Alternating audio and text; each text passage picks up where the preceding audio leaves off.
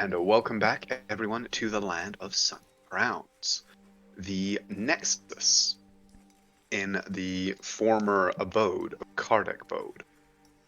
The Dwarven Arcanist who was exiled from Karak Agzor for dabbling in necromancy and soul magic.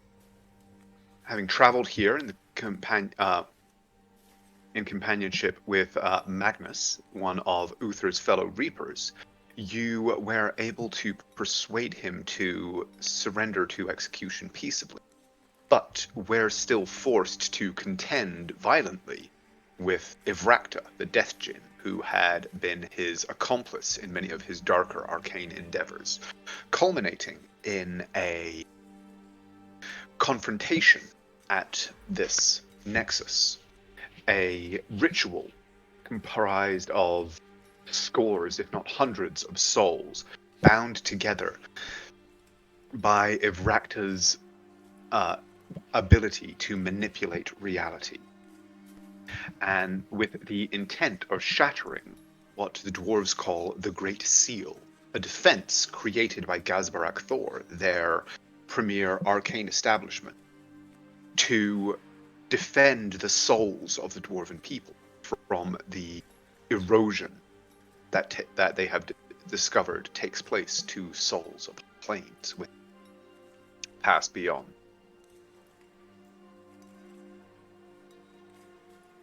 During the confrontation, Naira was able to gain control over the ritual and used it to enact change.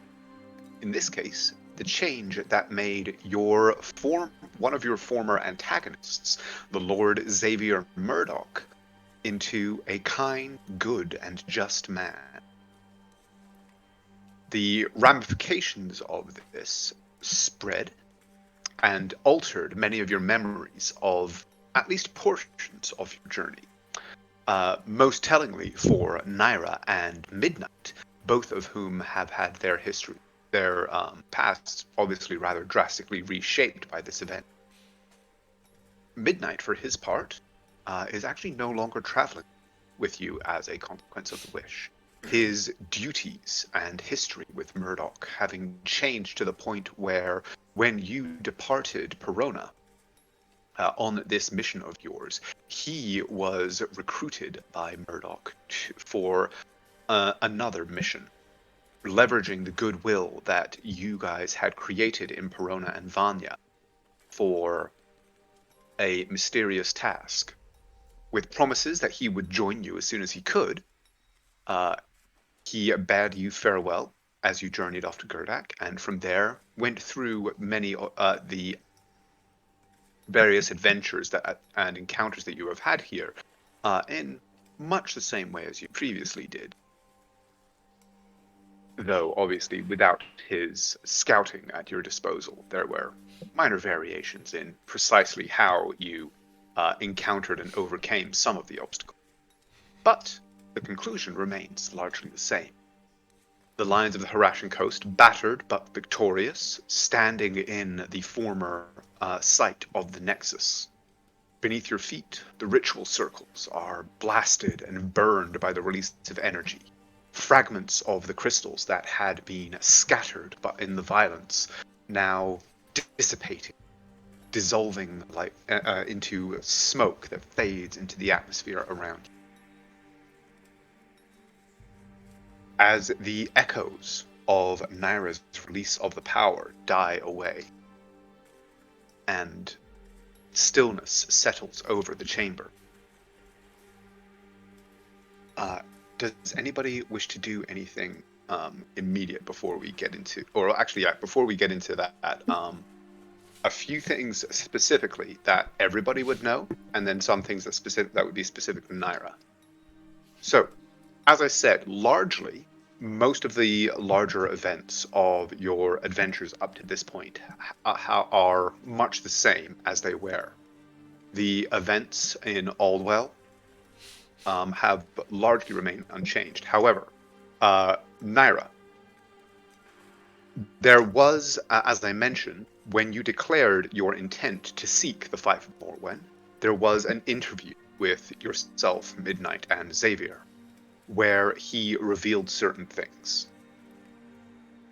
After I've said this to you, you can tell me how much, if any, of this you have explained to any other members of the Lions during the time that you have traveled with them. But what Xavier would have explained to you is that during the waning years of the Empire and the following interregnum, his ancestors saw the writing on the wall. They saw the chaos that was to come, and sought rather than to suppress it, to encourage it and leverage this discord in order to improve their wealth and station in the world that was to come after. This they were very, very successful at. Both his great-great-grandfather and his great-grandfather rising rapidly in social and economic means, to the point where the House Murdoch is now the powerhouse that it is, certainly throughout Arosa and Vanya. However, upon assuming the mantle of leadership in the family, Xavier did all that he could to change course. He purged many of the darker links and connections that remained in his family from that time, seeking to establish a new and cleaner network in support of stability and prosperity across the coast. His great-great-grandfather, Sire Kinrith Murdoch, as he discovered, was a powerful arcanist. And as he studied these darker chapters of his family's history, in order to learn better how to combat these effects and purge their influence from his family and their connections, he discovered that Sire Kinrith had extensively studied magics that many would consider forbidden, including necromancy and mind control. A focus of his studies became focused on what became known as obsidian condensate, the strange, shiny black metal, or opalescent black metal, that he showed to you during this interview. Xavier knew very little of it, other than its reputation for being able to subvert the will of even the strongest mind, and the fact that Sire Kinrith had made its study and accumulation a focus of his efforts. During his investigations into these portions of his family's history, Xavier discovered that not only that where they linked to the history of the Fief of Morwen, but also in these investigations, his agents, when chasing down these leads, discovered other agents that were also chasing down these same leads. Agents working for a power that would become the primary focus of his efforts. A power that was known by the symbol of a 5-pointed star, which you later learn and name as the cult of the Fivefold Truth. In this interview, he revealed these initial findings to you and communicated to you how vital it was to him that his family's connections to these events remain hidden, and that the obsidian condensate, as he knew it, was kept out of circulation and use, and certainly not allowed to be placed into the wrong hands, and if possible, kept out of any hands whatsoever. So this he revealed to you and Midnight in the interview before you left for Morwen. Given your knowledge of that, were there any actions that you would have taken differently in Aldwell? Any kind of specific instances that would have potentially played out differently? And also, how much, if any, of this would you have revealed to your companions in the Lions? Uther knows all of it. Okay.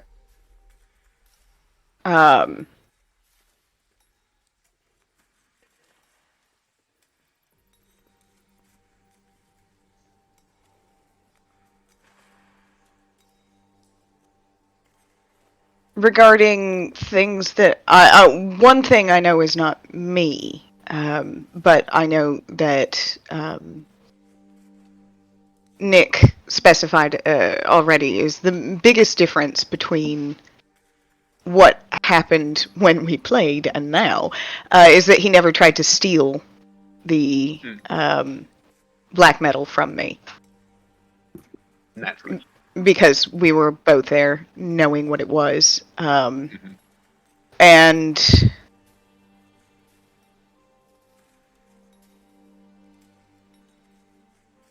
I would have explained... What? Oh, I was just gonna say, the only one that I could personally think of where it would come up and, like, make some effect that I would like to make note is, when I was talking to the king, I was talking very honestly, you know, because of Zone of Truth, and I was mad shit talking him and being like, he might be a problem, you might need to, like, set more agents against him and all that. So since I would not have believed it, you know what I mean, that would have gone a different direction. Probably been like, yeah, he's a great guy. You should you could trust him. We'll actually get to that in just a minute. There are certain other events that will have transpired. Yeah. Okay. But in terms of, I would have been very open with everybody else about the black metal and its danger.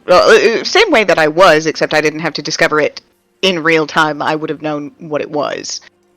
But I would have very much just sort of just the facts, ma'am.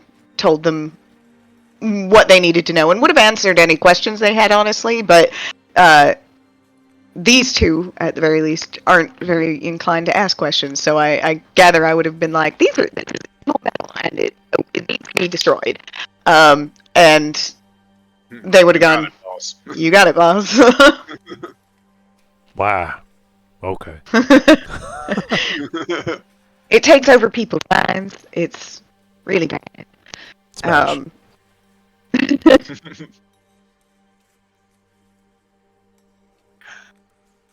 Okay. Now, regarding the event that happened when you returned to Morosa, you had an initial meeting. Upon your return, you discovered that Xavier Murdoch was in residence in Arosa, or in Morosa. That being one of the two primary estates that he held, the other being in Vanya, which is his primary estate, but Arosa is kind of his summer home, if you like. In that he would have had a private interview with Naira and Midnight to discuss your sort of findings and the events that had transpired, and would have asked kind of for a breakdown of what had happened. Some specific questions that I would have about how that interview would have gone is, would you have informed him of the discovery of the Dwarven Karak that contained or seemed to be potentially a source of this obsidian condensate? And if so, would you also have said anything about the demon Kashalan that you found within? If you wish to consider that and let me know at a later date, that is fine.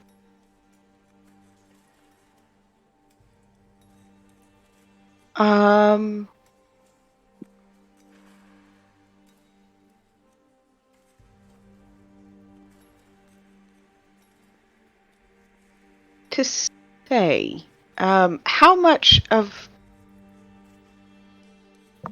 my behavior could have been influenced by what I still remember?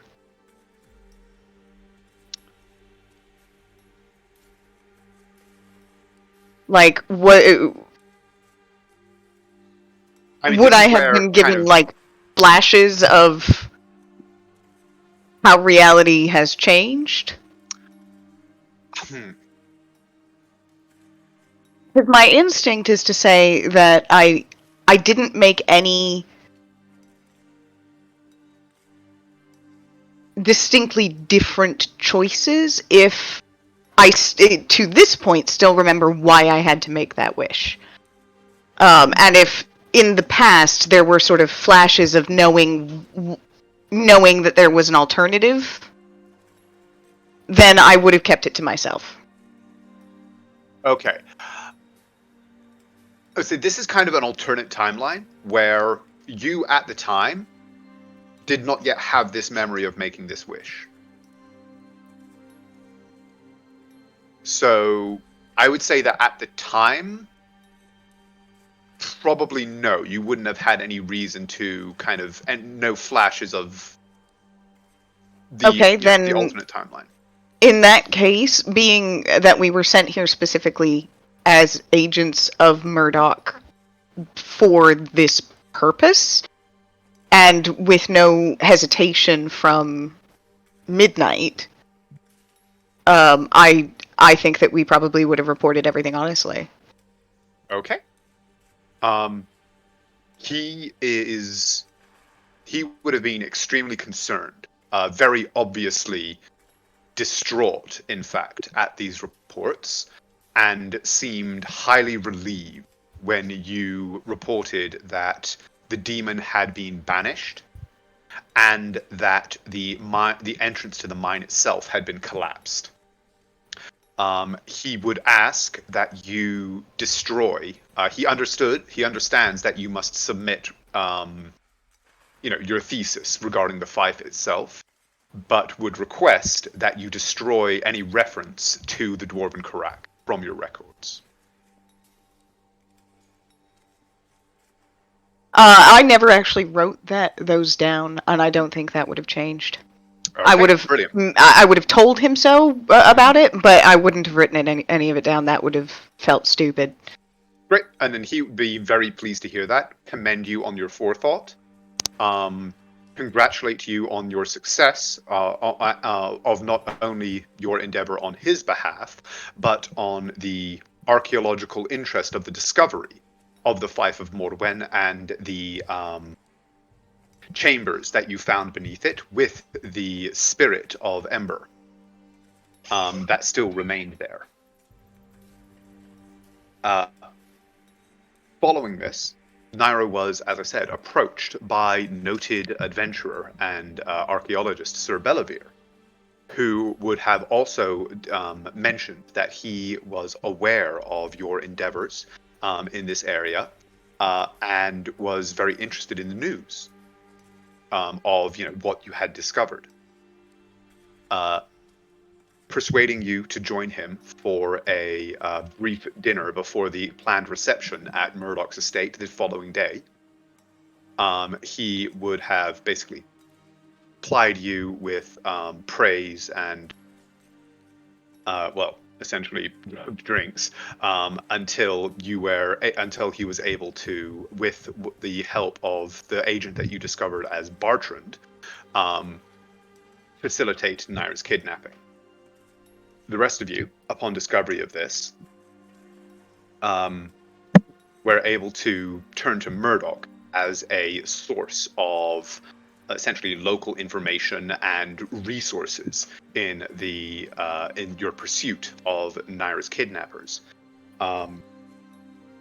He was, as I mentioned, incredibly upset and vitriolically angry when the news of what had happened was discovered. And as I mentioned, put at your disposal the Kenku Hush, who was one of his more effective agents, to facilitate your assist and facilitate your investigation, as well as assist you in the rescue of Naira.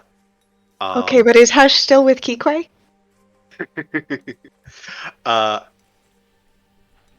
We're like, you don't know. Moving on. No! Like, we were so much more inclined to violence in this timeline. Kikwe was, unfortunately, though Hush, yes, did have a romantic entanglement with the Arakokra, Kikwe had been subdued and subverted by the Fivefold Truth as one of their agents in this matter. Hush was both gladdened and frustrated by her appearance, because it had been some time since she had had any leads as to Kikwe's current location or state. And so, following Naira's recovery, shall we say, she immediately left your company to pursue Kikwe, much as she did in the original timeline.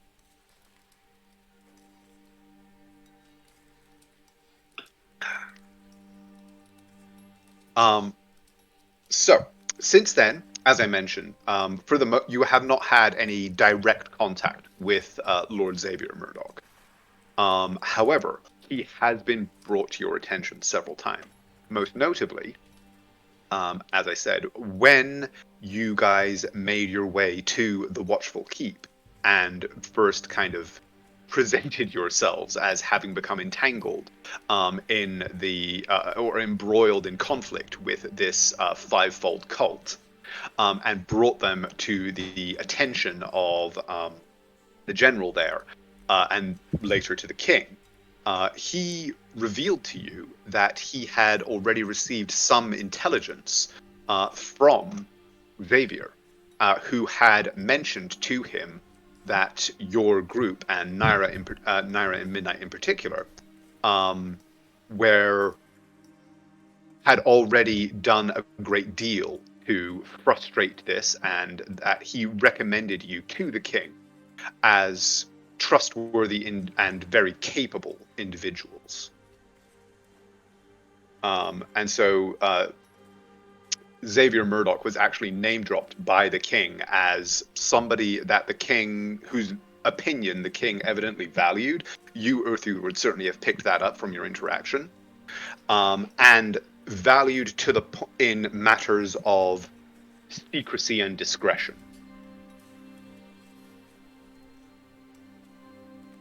So given that, were there any other kind of, and again, this is something that if something occurs to you over the next few days or next couple of weeks, something that would have altered about your past behavior or anything like that, feel free to ask and send it my way. But right now, are there any further questions or anything of that kind about changes or consequences? Huh. What happened to the orphanage that Nick was dealing with? Midnight was dealing with. The Murdoch Foundation is actually well known as a charitable organization that funds and works with institutions such as orphanages and the like in a rather more... Say again? I'm sorry, I just remembered, that's right, because Naira, I remember Naira basically made him the equivalent of Santa Claus every year. Yes, and in the original timeline, the Murdoch Foundation also existed in much the same way. However, was used as a recruiting ground for child soldiers. In the new timeline, though individuals who show bravery and talent are certainly given an avenue to explore those gifts, there is no subversive recruitment, and it is a point of some pride for certain orphans to graduate as Murdoch Squires, is what they are known as. Where they are, through their teens, they are given a certain level of training and access to the right orders and the right introductions, so that they could potentially become squires in truth or apprentices.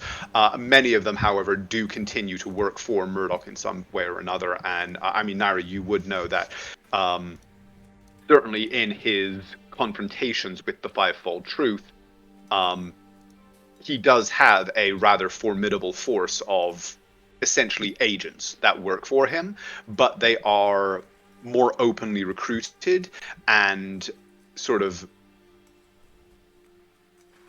there is much less torture involved in the training, essentially. Excellent. I would hope a minimum of torture. That would be ideal. Minimum of torture. Yeah, much less, but not none. It's training for subterfuge, so there's character. You gotta toughen them up. You gotta toughen them up. Kind of torture, so. And so, Just to confirm, I have a strength of 3 right now, right? Correct. I am paralyzed. What I will say is, crushed under the weight of my backpack. with a strength of 3, if you are wearing essentially just clothes and a minimum of equipment, you are ambulatory. Barely. If you are trying to carry anything of any significant weight, however, not going to happen. I will double check what my inventory looks like. I've got a shit ton of stuff on me. Yeah, I'm gonna have to get rid of this crowbar. But yes, before we dive into the the current events, any other questions or comments or anything like that about the past? No, I'm just wondering if we knew what happened. Or know what happened just now. Well, in terms of your knowledge of what has happened just now, for the most part, no. Unless you have, as I said in Discord, unless you have specific like arcane understanding, basically all you know is Naira took control of the ritual. There was big noise, big swirl of power.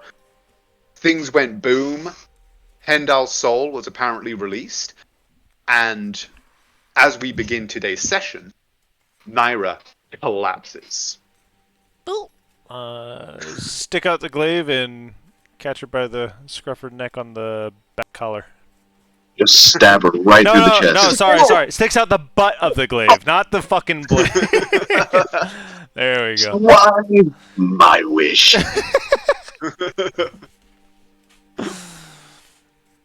And then we'll just sort of walk it over like a fishing line. Are you good there, I mean, boss? How you doing, champ? I'm looking around for first midnight, although I don't say anything. And then I see. Is Uther still affected by the magic? No.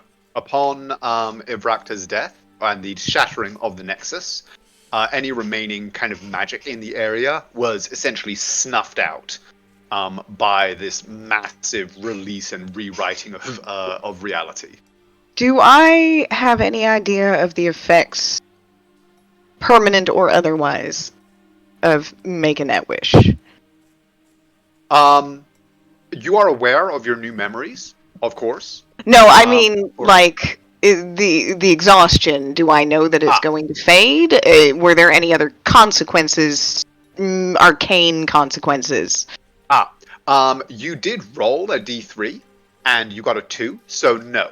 You do not feel as if any part of your connection to the weave or, the power that you just wielded has been severed in any permanent way. Okay. The exhaustion that you feel, though it is bone deep and extraordinary, feels like exhaustion. It doesn't feel like any part of you it is greater than anything you have ever experienced before. But it does not feel as if this is you from now on. It's just that. It's exhaustion. Yeah, it feels like exhaustion, not like a kind of enervation. Oh, you cast a bit of magic, now you're tired. I'm tired. And that's probably what I would say is that Nexus, it weakened me just a little bit. I'll be fine, I think. At that point, there is kind of... And Magnus kind of... Oh yeah, he was banished. reappears and kind of looks around in total confusion for a moment. Then after that moment passes, he kind of goes,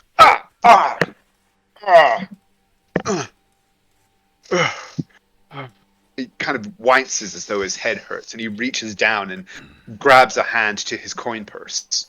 Kind of sort of winces again, reaches his hand in as though kind of reach around and sort of takes his hand and shakes his head. And Hey, welcome back, big guy. why, thank you, my friend. It certainly has been a while since I last sojourned in the outer planes. The astral sea is as abominably boring as I remember. He kind of looks around at everything that has happened and moves over to Uther and says, "Are you more or less intact, my friend?" As he just then, for the first time in a long while, you watch as he goes to put his blasting rod in the holster and misses. As he's like, then puts it in it. As he looks up and nods. Astral plane, you say? Well, at least that means we're on homes on this plane of existence. Wasn't entirely sure, as he just shrugs. You know, those lines can become a little blurred, can they not? Well, Indeed. as dull as they have been for me, I imagine that the last minute or so has been full of events of far greater interest and import for you all. Hey, Devil. Yeah. Your wife's having trouble standing over here as he's just sort of bracing her, looking down at her trembling hand holding a 2-pound rapier. Uh-oh. Yeah. Me, as he just staggers over and braces himself on one of the pillars. He's having trouble too. Those are actually just slightly like raised dices, so those are only about like a foot or two off the ground. He doesn't realize as he hits It's like, it. That is a really deep lean. He's doing a plank. God, I'm tired. Then stop fucking showing off. Oh, but my abs! I was going for a famous bard's Mikhail Jaxioni. But I didn't have the right shoes. Just give me a second. Get the D4. So, Uther, What are is you okay? Yep, fine. Just We're all hovering over your HP bar going, no, you're not!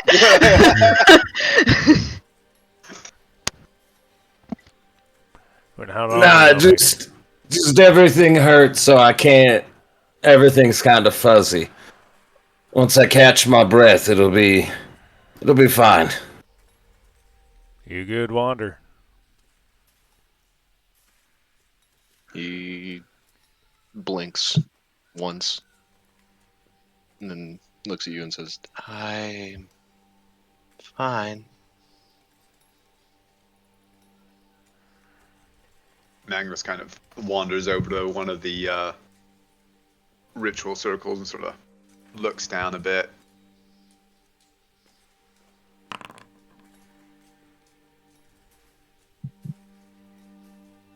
Huh. Well, I judge that by the absence of giant monoliths of evil and unnatural anti-life that we have been at least marginally victorious. I mean, he was a big ghost head, and we kind of got rid of that. I'd say it's a pretty good day. Well, that is most marvelous. I think Naru used him as a like the plant in a cigarette, you know? Just smoked him right up in that spell, really. Indeed. She got high off a ghost. I think of it more like trying to use yourself as a live wire or a candle that suddenly needs to burn like a bonfire. You're gonna burn yourself out real quick. It's a lot of energy. You're focusing through yourself. Larm's just gonna pick her up, much like a child. Like 2 hands under the arms. He's like, is that why you're so out of it? Never seen a spell take you this much out of you before. It's kind of hard. I mean, It must have been. but yeah, essentially, in destroying him, it wiped me out a little bit. But good news, Hendal got, well, made whole again, and she found her way to the bridge. A complete Justice. victory indeed. And Not bad for an amateur reaper.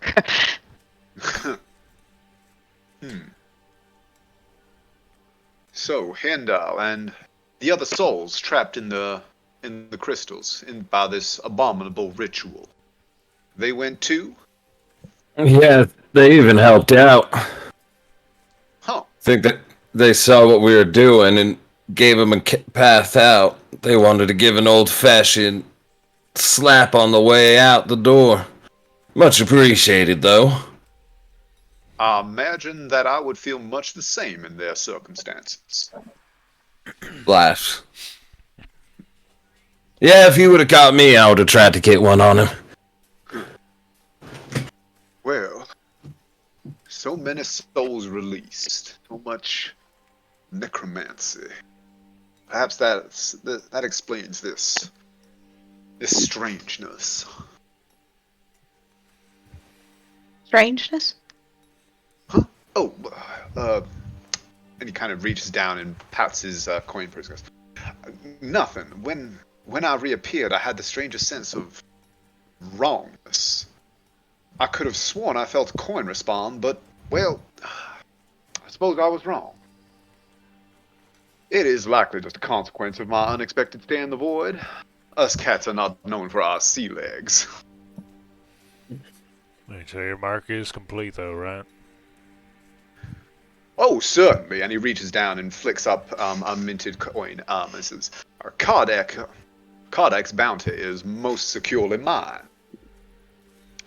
And, well, perhaps all of this is simply the fact that the bookkeepers of the court will likely take some time to settle up accounts and consequences of this little jamboree.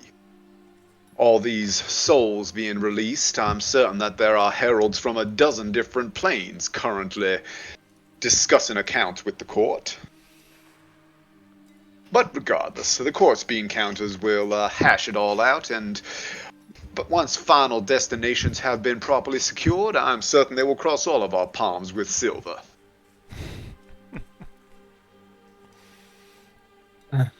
Right. He kind of brushes himself down and gives a grin and he says, I do on occasion find it amusing that the certainties of death and taxes can be one and the same when reaping. He laughs as he, on the ground, just goes, oh, thank God I don't have to do the books. Gosh, I know, right? This It's is not much allowed. easier. He kind of gives you a look over and sort of just like, oh, there's a wound on your leg you may wish to staunch. It seems to be bleeding rather profuse. Oh, yeah, that one is. That's probably why I'm woozy. You got that shield? Stick a finger in it.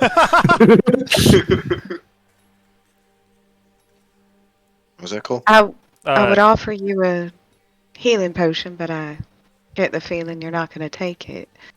Should we rest up? yeah, Lorium said you got that shield? For the, well, Uther being a little fucked up. Uther's rather battered state. Let me see what I got left. Oh, we're all in the bids, except Naira. Yeah, we're fine. We were and are fine. Wonder will quietly, well, rather, not saying anything, walk over to Uther and give him a cure wounds. Baja, aja, bo, kaja, aja, bo, aja, ba. Aja, bo, aja, ba. Damn! He has been healed. Why? Yes, and Would you like a 27. religion? Pulls the finger out of his leg as it heals. Just like, whoa, whoa, whoa, whoa, whoa. Okay. Ah. Yes, Potatoes. please. Huh? Yes, please. Okie doke. Do I get any bonuses because of that 27? It will affect the DC. Right. 16. Okay. So yes, you know what was attempted. And well, I mean, do you want me to just like say to people what you what, or do Can you want I- me to DM you? Yeah. Yeah. Secrets. The best kind of crits are C crits. And paladin crits. Damn you. I'm hoping that that it affected the DC enough because 16's not a terrible roll. 7 was a pretty terrible roll, but 16's not bad. Anything above 15, I consider a decent roll. Right? Anything above a nat 1, it's pretty good. When you have a 20 in Arcana, yeah. Yeah, alright, fucking Elephant, shut up. That shit shocked me. I had no idea your number was that high. My Arcana mod was a 20. Yeah, your minimum Arcana is fucking 21. That's if you roll a nat 1. Shut your head ass up. Mister, I read a couple of books and now I can kill God with my brain.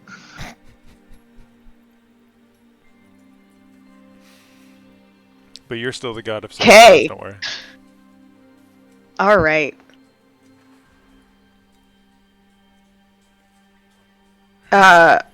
Wander, because I know you and you're paying attention. Well, Insight. oh, Oh, come on. You've got a decent insight.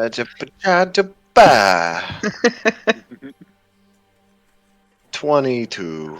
Naira is watching you with newfound curiosity. You're still being picked up by Lorium.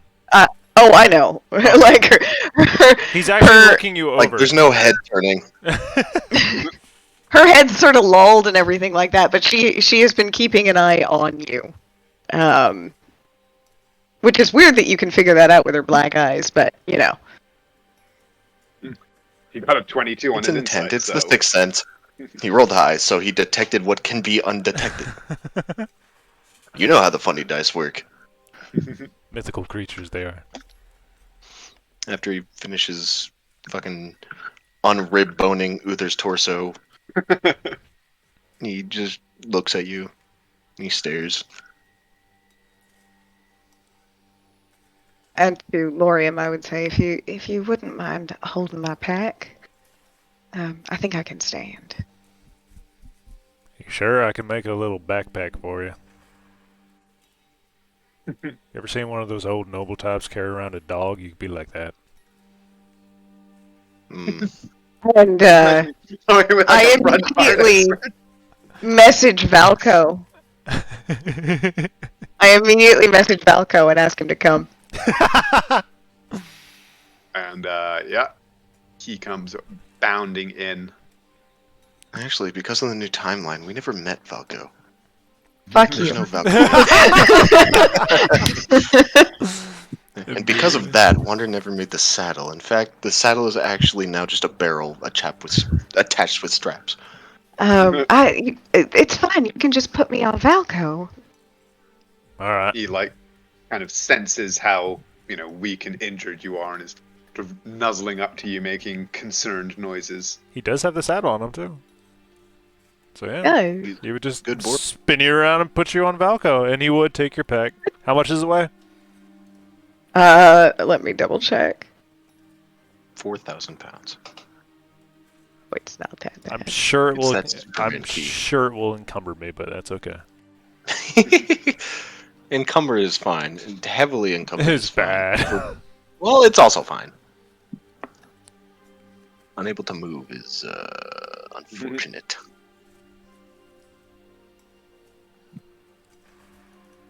Wait, I still have the freedom of movement on me too. Yeah, you Actually, do. all active spells were dispelled by the No, you don't. Damn it! dispersal of energy. Rip haste. Oh yeah, he's But For- Weighs yeah, about that time has moment. passed. yeah for a 54. moment he stopped. 54 pounds. Yeah. Okay, so Lorium's carrying about 265 pounds. Yeah, get encumbered, Bozo. No, he's not, because encumbered would be over 300 pounds. How about you carry Wonder? But Valko probably can carry the bag too. Definitely. Give it to him. He's a good puppy. He's our good little pack Valko. He was already requested. He is now carrying a side satchel. Okie dokie. Unless you tell him that after. Just put it on, buckle. That way I still have access to all my stuff, like my cartography kit. But it's funny because Lorium would see, like, she just goes slack for the most part. But I mean, she's standing without her pack and stuff. But he's seen muscle injuries and spinal injuries in the past. So he'd be. Can he do a medicine check just for funds Yeah, absolutely. while he was looking her over? Oh my goodness. 14. I mean, yeah, from what you can see, like, apart from the kind of bangs and burns and bruises that she took in the fight itself, you don't see any kind of sign of a injury that would cause this kind of reaction. It seems like this is simple, just exhaustion. It's certainly the most extreme case you've ever seen. Like this is somebody that pushed their body to the brink of death, practically. But it does seem as though it is just kind of a extreme but more or less ordinary exhaustion. Okay.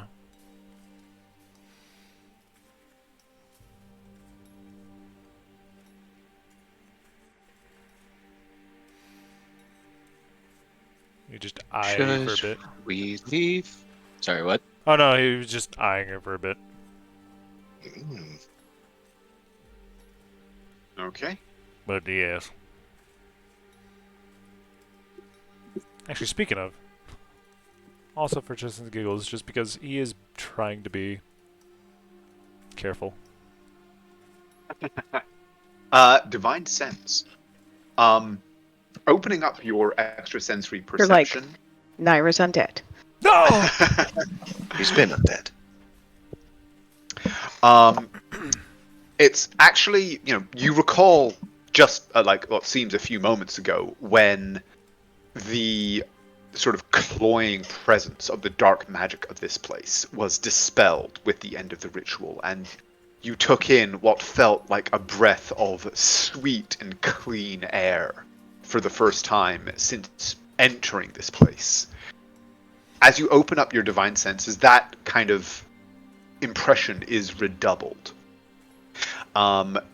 You have been aware of this sort of scent in the air, if you like, of undeath and necrotic energy and just anathema to life, and that is now absent.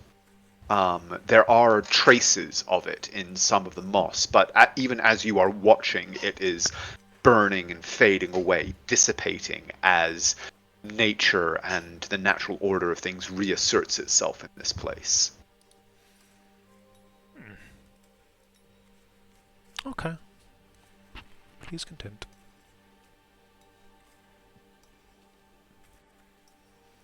So, Wander, what did you say? Essentially just ready to leave.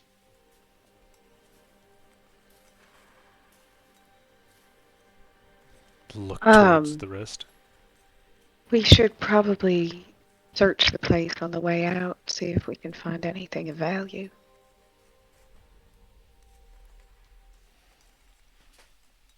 Ah, yes, the looting. Can't forget the looting.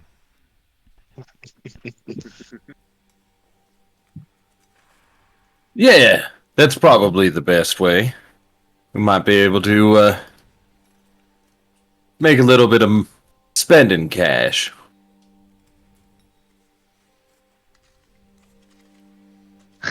I picked up several spell books, and there's some interesting spells in them I'd like to be able to copy over. This is a weird variation of enlarge reduce. Extra enlarge, extra reduce? What does that mean? No E, just a big X. Nope.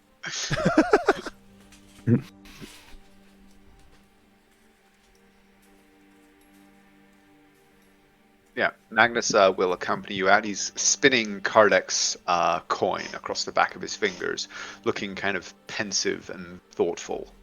But you mentioned that you wanted to kind of search the place on your way out. Is that the case? Absolutely. Okay. Who is doing so? If only we had a scout with us. How are you gonna throw that evil on us immediately? If you want me to, I can look. I'm amazing at stuff like this. I think that you and Wander would probably stand a good chance if you helped each other out. You're asking for investigation? Yes, please. I will allow that to be rolled with wisdom for Wander, given that kind of his, just extrasensory perception is, his just sensory perception is so good and he's so sharp-eyed that he will be able to discover things like more easily during the investigation. And Go as on, we Wander. Do it at advantage. I'll help you look. and as we walk out, you will, Uther, get a message from Naira that says, "Do you know what happened?"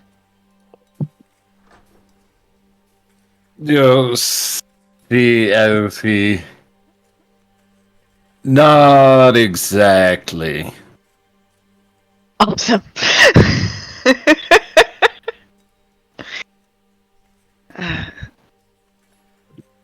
We'll talk when we get a minute. I have something to tell you. Yeah, probably best to wait. The concussion.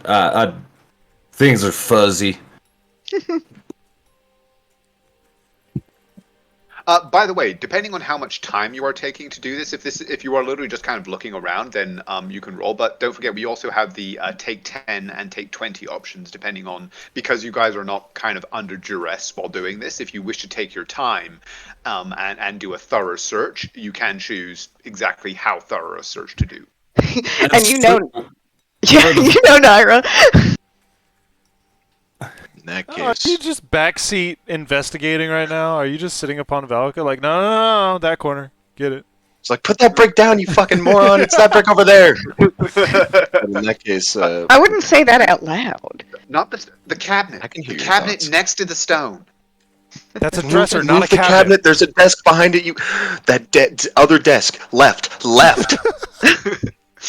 Down a bit. Down. Reassess how I play Naira if you guys think that this is how she behaves. No. Maybe not well exhausted.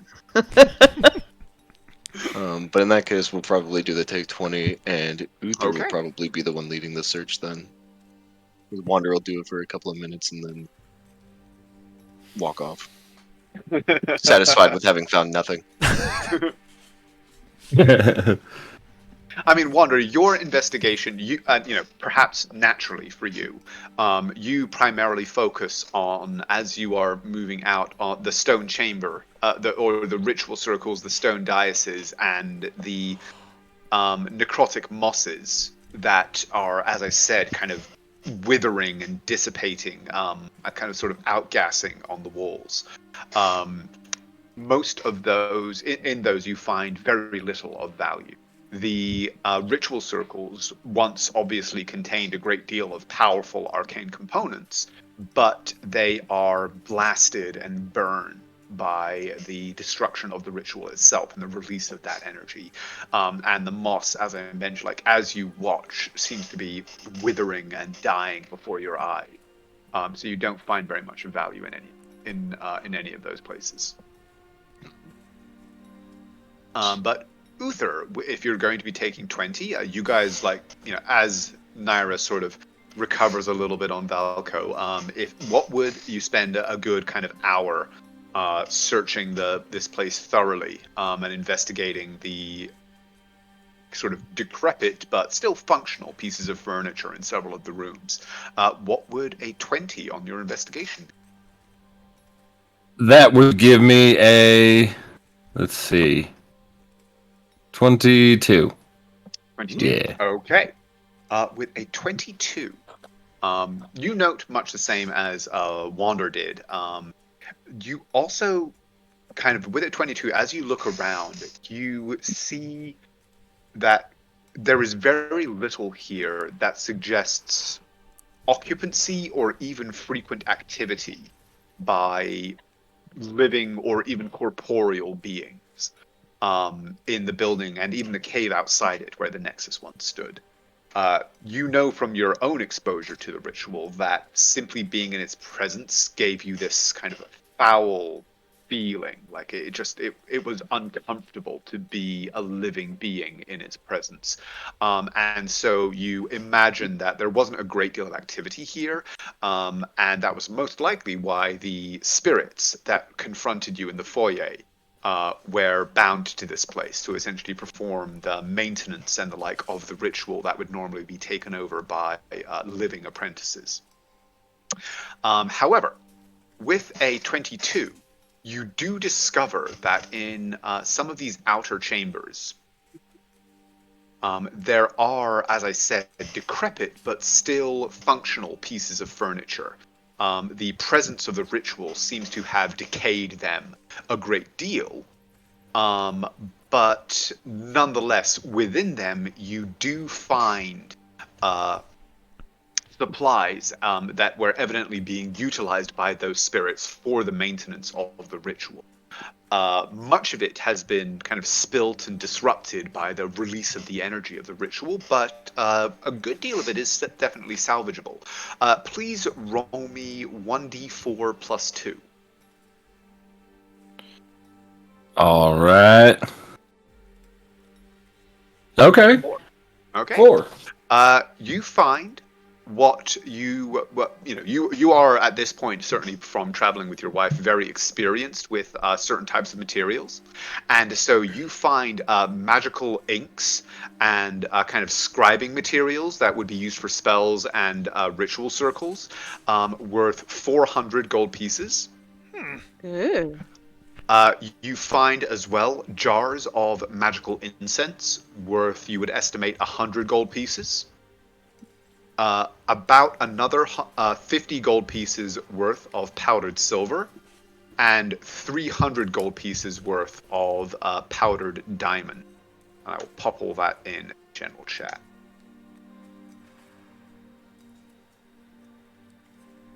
Just after having a rather full arm, walk over and just go, all right, here, take all these inks. And then look over and go, hey, Wander, do you need incense for anything? I could use it. Sold, then. All right. And he makes his way over and hands it off to Wander. As he says, anybody got used for powdered silver or powdered diamonds? Yes. Just look at the Wanderer again. All right. Winner, chicken dinner. As he just reaches over and hands it across to you. So the magical incense, for the purpose of me writing stuff down, can I just add it to the incense I have, or should I make a Yes. separate No, instance? yeah, that's fine. It is of various different types and things like that, but it would be suitable for a variety of different rituals. This is Nog Champa. I know that you like vanilla, but it's pretty good. Hand it over. Put it back. Not good enough. Damn. I want to Sandalwood or smell like I nothing. just showered with Old Spice. I'm trying to bring down the vibe.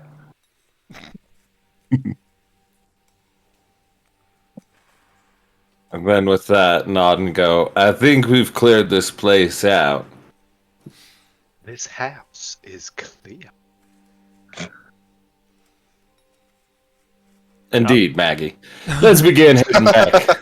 And upstairs was already cleared before. Cleared of enemies, although you haven't kind of fully plumbed the depths of this place. This compound that Kardak apparently had claimed as his own was a rather large and complex cavern. As you've discovered, as you walked through it, it took you about 10-15 minutes to go from place to place, and you passed a lot of side tunnels and heard kind of distant things moving around as you went about. But certainly of what you would assume to be organized or serious resistance. Bet you there's another Hydra down that tunnel. We'll go get it. Okay, here I go swinging again. Since this is the first time we're no longer, on a shot clock, let's go check upstairs, make sure we really clean this out. We don't want something sneaking through. And let's not forget that our other friends might suddenly find themselves interested in re-arriving. When it's least convenient for us. Oh no. That's ill.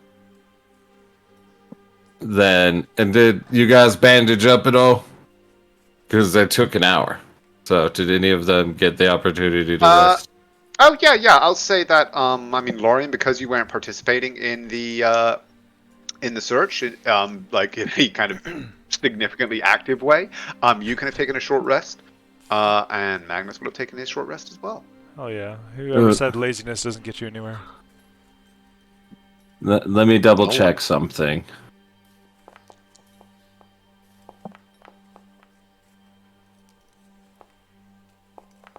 Ooh. Oh. Okay. So technically, I could play them like a 3-minute song and then keep looking. So they could have an extra D6. So give me a second. Yeah. Oh, Yeah, nice. Oh, take it. Hey! Glorious Plus my 6. Damage. He just starts humming to himself like, the beautiful people, the beautiful people. Everyone's like, that's a little unnerving for a rest, but okay. Huh.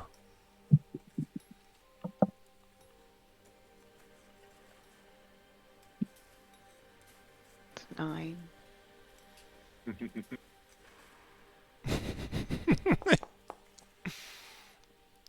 Oh no.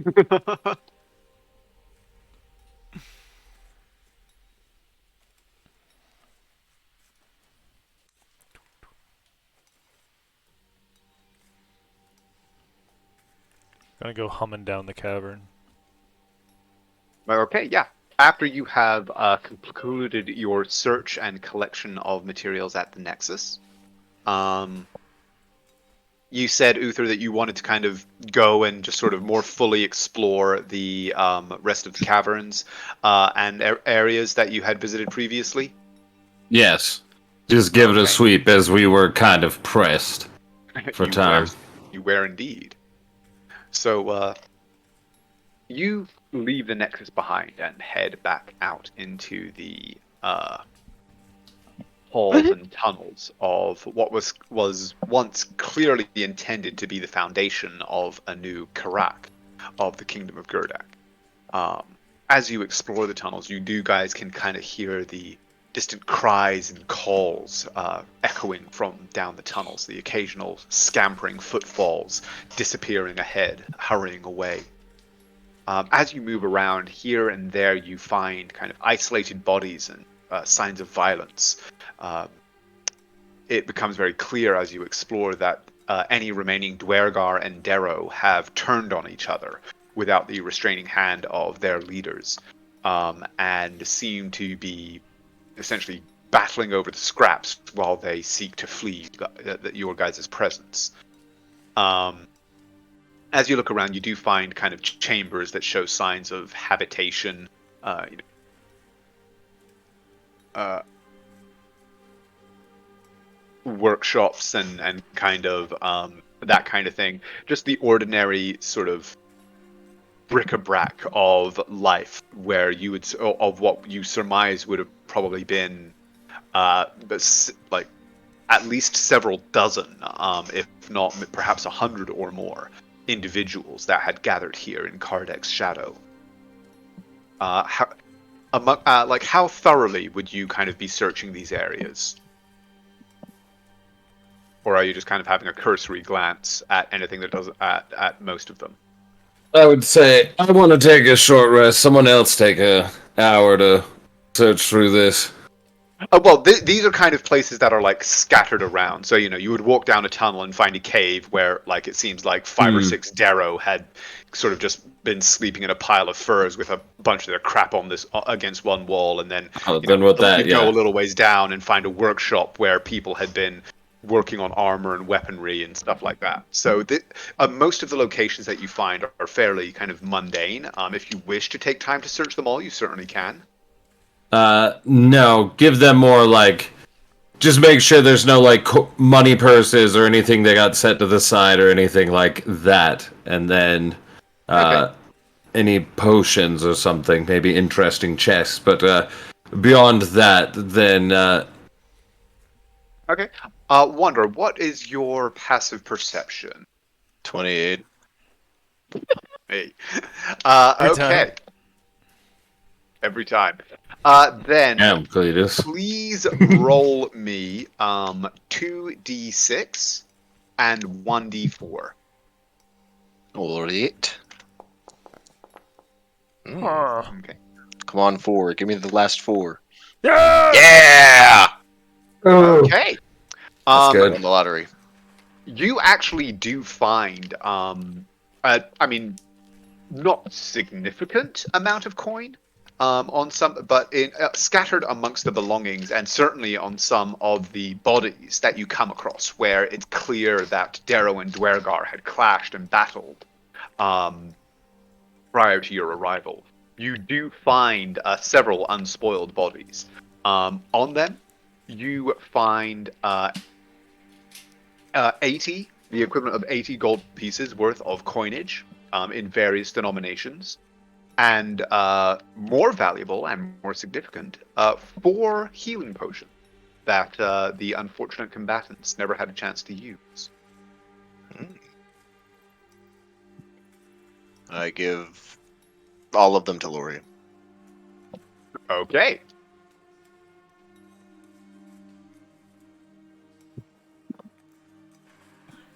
Sorry, it was 80 gold in what? 80 gold and 4 healing potions. Ah. You want me to add the 80 gold to the party charter? Do it. Sure. I also have 240 GP worth of components and materials. Is that in addition to what we found, or was that the same? Did you note where you picked that up?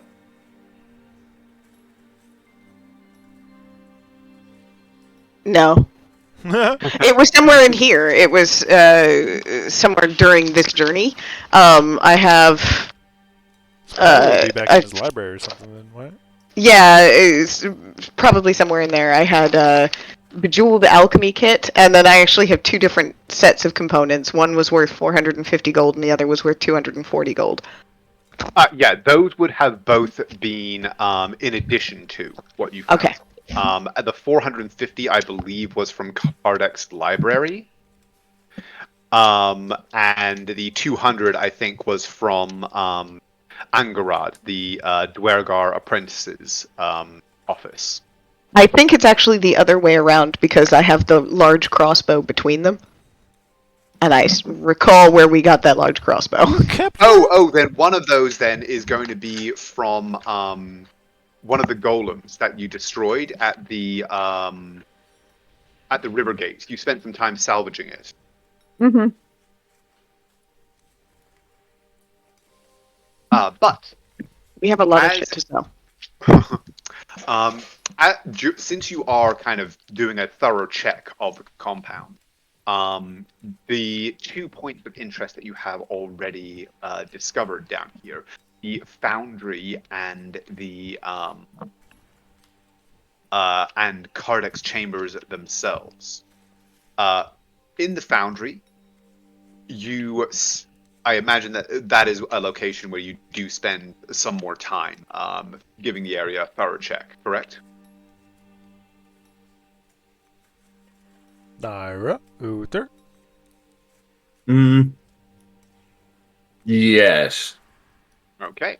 In fact, I'll go, let me help you, Naira. Search around. You're really good at it. I know you're kind of hurting, but I think with us together, that would make you normal.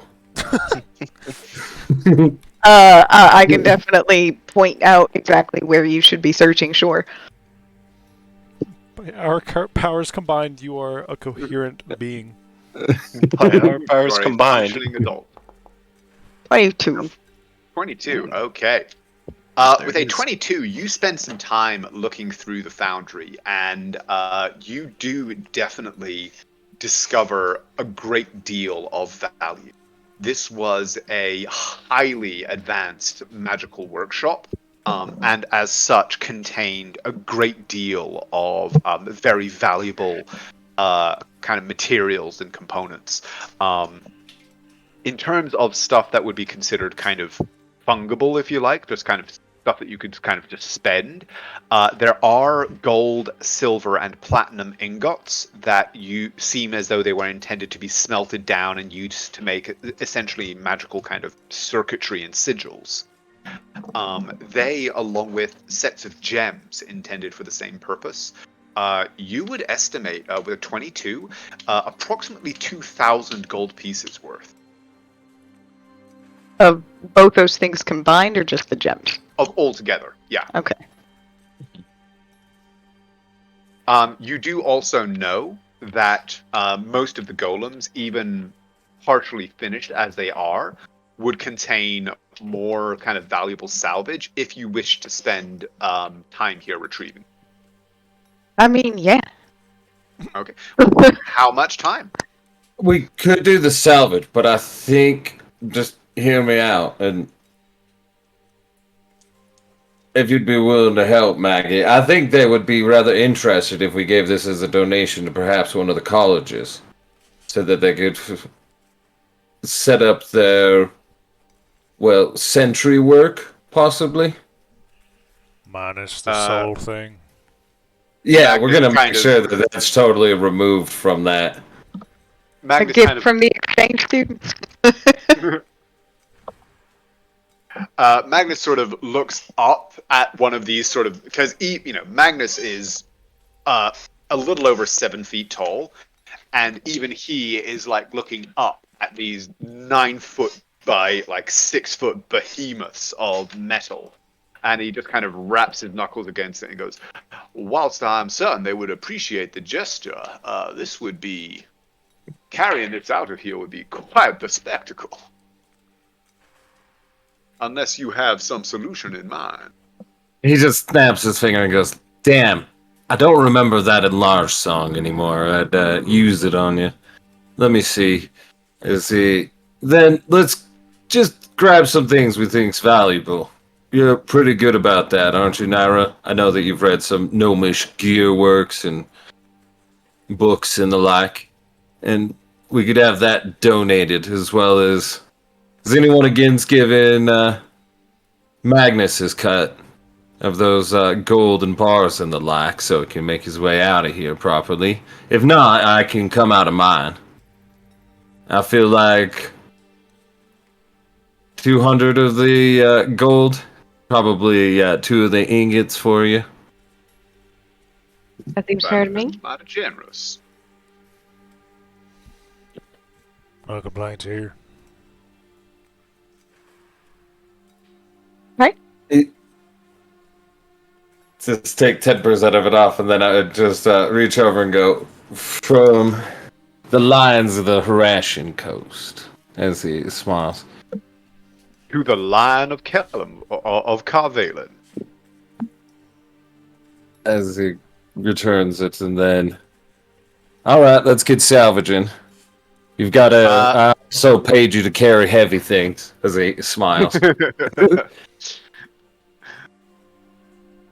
He goes, well, I have found a great deal of joy in disassembling these things in the past, and he kind of reaches up and tears an armor plate that's been half fastened onto one of them and tears it off and just goes, so if there is anything I can do to assist you in that matter, you have but to ask. Okay, and now, obviously, like, disassembling these things will take some time, depending on how careful and how thorough you want to be. So, like, you could spend an hour and get the most obvious stuff, and then every additional hour you wish to spend would get you more and more. So, kind of like, how much time do you want to spend on trying to kind of disassemble and salvage these things? I mean, are we in a hurry? I don't really think so. Should we just take an hour or two, and then we can head off? It's kind of weird. I don't know exactly what time it is, as it gestures up at the cave around him. Something you never get quite used to. Yeah, he's not necessarily in a hurry. He just doesn't like being here.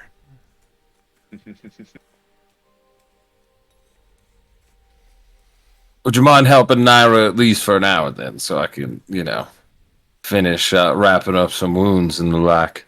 I can break shit off. I can drag shit. Yeah. What? Naira, tell him how to break shit together. As he then just turns and gives Naira that gesture, like, hey, and then points to them as like, look, you've got your work crew. You got muscle. As instead just gonna go over and then just take a seat on the rock and start to do the bandaging against strumming. Okay. If you're gonna spend, you said 2 hours? Sure. What do you think? Roll It's another up to you investigation. guys. I just want the hours so I can make sure to get the rest. But if you guys want to go for less than 2 hours, that's fine. Just be dragging I just want shit one. back towards the boat or something. Song of Rest. Okay. Okay. If we're resting, then why don't we use that time to cast a sending or two? Okay. So we'll get the investigation check, and then we will get to your sending. 26. Very nice. Okay.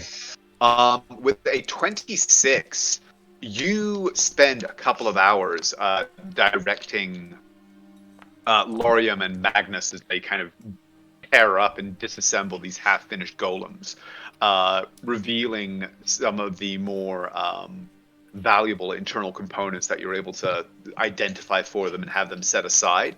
And with a 26, gosh, you actually believe that by the end of it, you have assembled a stack of probably about 1,200 gold pieces worth of valuable kind of metals and in particular arcane components. Some of it will require, like, you will need to sell it to a like a guild that would have a use, or a sort of trader that would have use for such things, such as one that specialized in magical goods or mechanical components or things like that. But yes, you believe that you have about 1,200 gold pieces worth. Nice. And I don't think it'll be that hard to find, people who care about valuable metals down here. Probably not.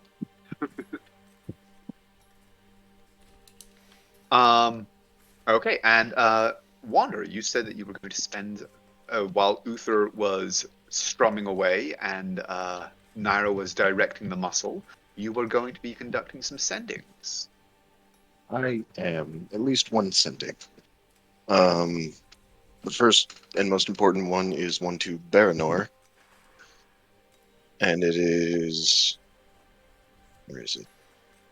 It is done. Tell your queen to be prepared to share with us everything about the means with which your people communed with the Ursinets. You would remember that restriction did not actually come from the Queen. That came from High Archivist Dagnar. Dagnar. Then Dagnar's the one. I couldn't remember who had the restriction. But if Dagnar stops us, then I will burn down a city. Made of Oh. stone. And the only change to that is no Queen than Dagnar. There is a pause, and then you get a response from Baranor. Indeed, I assume from what we have seen here, that your encounter with Kardec has been of greater import than we suspected. I look forward to learning.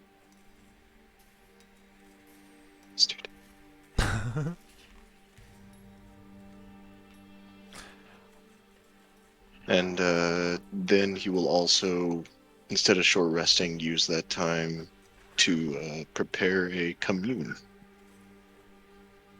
Okay. And that we can come back to me for that. Okay, we shall indeed. Well, I mean, so given that we're taking 2 hours, you would certainly have time to do both. So, I mean, unless you would like some time to prepare. I gotta finish a question or two. Okay.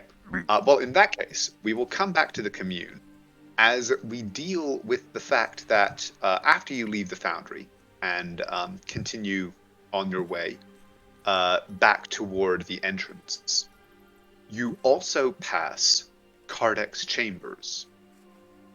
And though you left them largely intact and shut the door behind you, as you approach and pass them, you realize that the door is hanging open.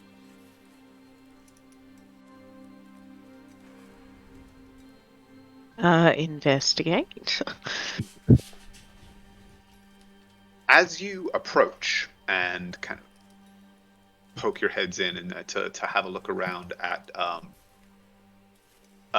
the chambers that you previously vacated, it is very clear that they have been rifled through since your departure.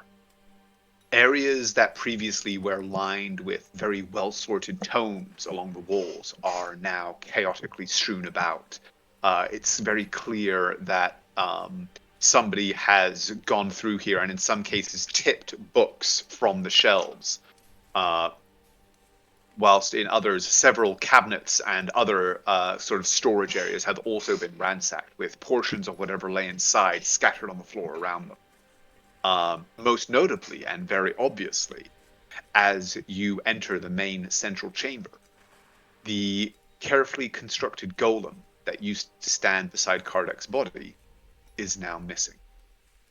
Kardec's body itself remains where it lay.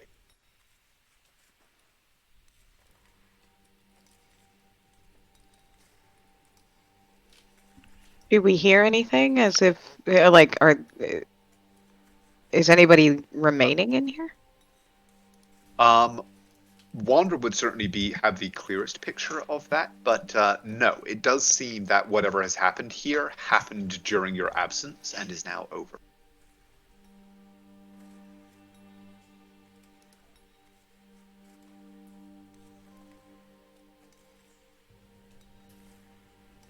So, what went missing? Give me an investigation check.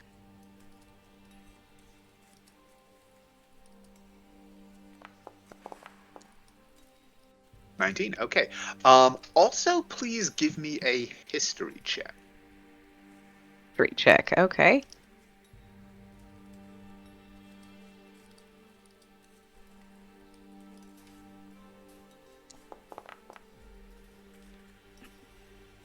Okay. And is anybody proficient in survival? I am. Yeah. If only our then- scout was here! I'm also provisioned. I'm kidding. Then either Laurium or Wander, or both, may also give me a survival check. Wander with Survival. advantage. He doesn't need it. You're not okay. Oh, I One- was just saying. I was just giving Wander advantage if that was possible, or I'll just roll my own. Oh no, yeah, that would be possible for you to hunt around for signs together. Go ahead. Critfish. Advantage. Bah. 26. 26. Okay. As you are looking around and investigating the chaos that you have discovered, you do see in the dust and ink that has spilled from one of the cabinets footprints. These footprints appear with a 26, I will say dwarven in size. They suggest kind of that sort of like humanoid but squat figure. And with a 26, I will say that it also they don't have the stouts of a typical dwarf or dwergar. The weight of the print suggests a skinny, ragged figure. Perhaps an old friend. Depends on the friend. Friend is the name of people I've met and haven't killed, so like. That does actually narrow it down a fair amount. Yeah, it does. You will Just share from my memory, was Inkazera, or whatever his name was, a skinny, raggedly fellow? He was indeed. Okay. Now, Naira, for your investigation, many things have clearly been taken. Mostly magical tomes that you can tell from several shelves, like the books that are scattered on the floor do not add up to enough books to have filled a shelf that you recall being full. And it's also clear that though you did take possession of Kardec's actual kind of core grimoire, several sheaves of the other notes and things like that he had have been rifled through, and potentially some of that has been taken.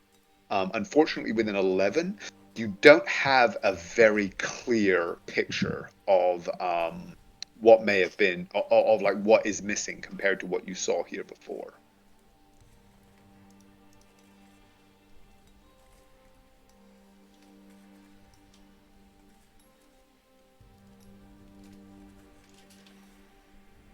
Well, someone made a mess.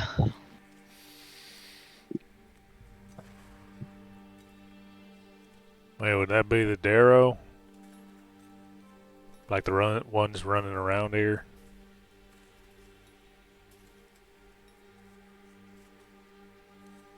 You can tell he's not referring to the one that got away. He was referring just to all of them as collective.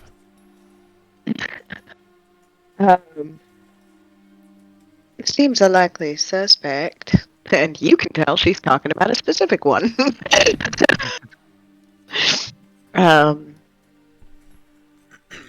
That Inkazera fellow was definitely interested in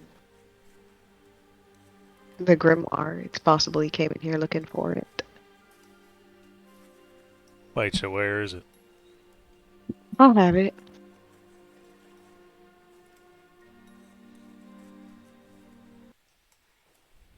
It's the book I've been pretty, like,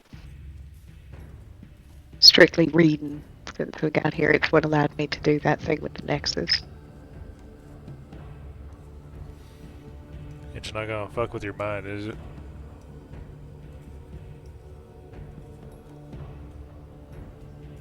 I don't think so. I say, looking at the DM. No, you wouldn't believe so. I mean, certainly Naira would be confident enough in the fortitude of her own mind to believe herself beyond such influences. Honestly, I would be rather impressed if it could.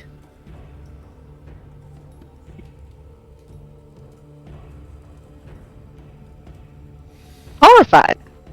Don't get me wrong, but impressed. Huh. Well, that's good. Maybe he's still got what he needed.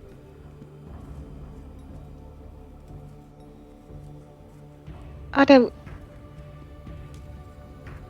think what he wanted was really possible.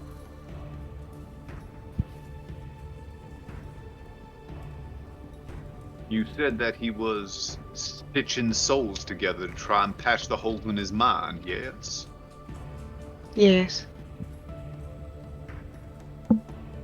Well, that hardly seemed a noble endeavor.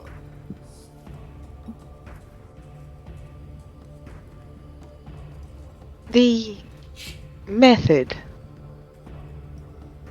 was problematic, but The goal isn't.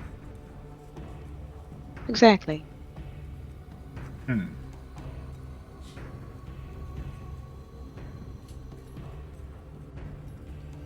I don't Oh. approve, to be clear.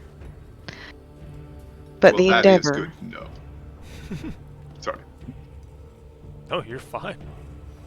The characters would be talking over each other.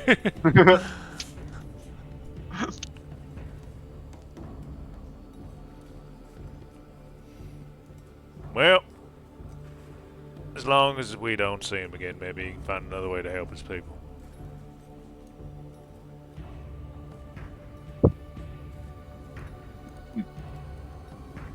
You know, for a group that seems to go around and make your way in the world by removing threats with violence, you are an awfully soft-hearted group. It is... I don't know. I mean, from one perspective, rather admirable, I suppose. We don't always use violence. Speak for yourself. I don't always use violence. And, I'm not, because you all know what she just did, I'm not going to make you all roll insights, but she is looking a little bit like the cat that caught the canary. She's looking kind of pleased with herself at the moment.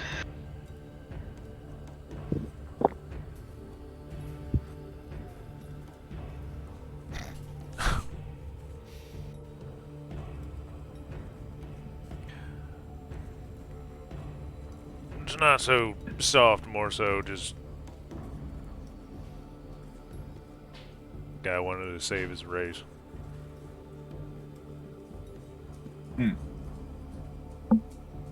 Well, as you say, a noble enough endeavor, if misguided, but well, when one is afflicted with insanity, one can hardly be expected to make good judgment regarding the road to take.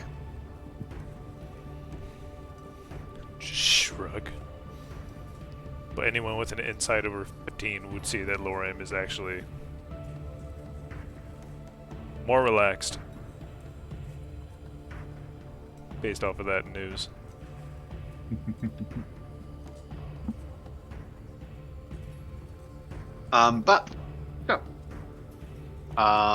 Wanderer, how's that commune coming along? If you need a few more minutes, I can, might be a good time for us to refresh our drinks. Yeah, I could use a few more minutes. It's when you only have 3 questions, it's hard to come up with another 2 just because you can. Okay, in that case, let's take 5. I will get myself a fresh drink, and we shall resume with the commune when I return. Yay.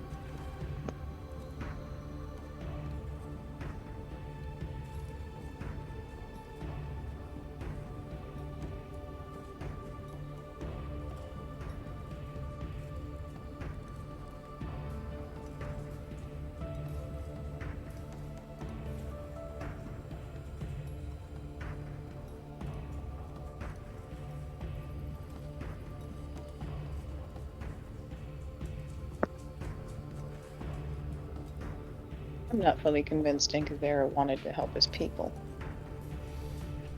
You can Lorem ask doesn't him. have a good enough insight to know. Lorem took him at face value as a crazy motherfucker trying to help his people.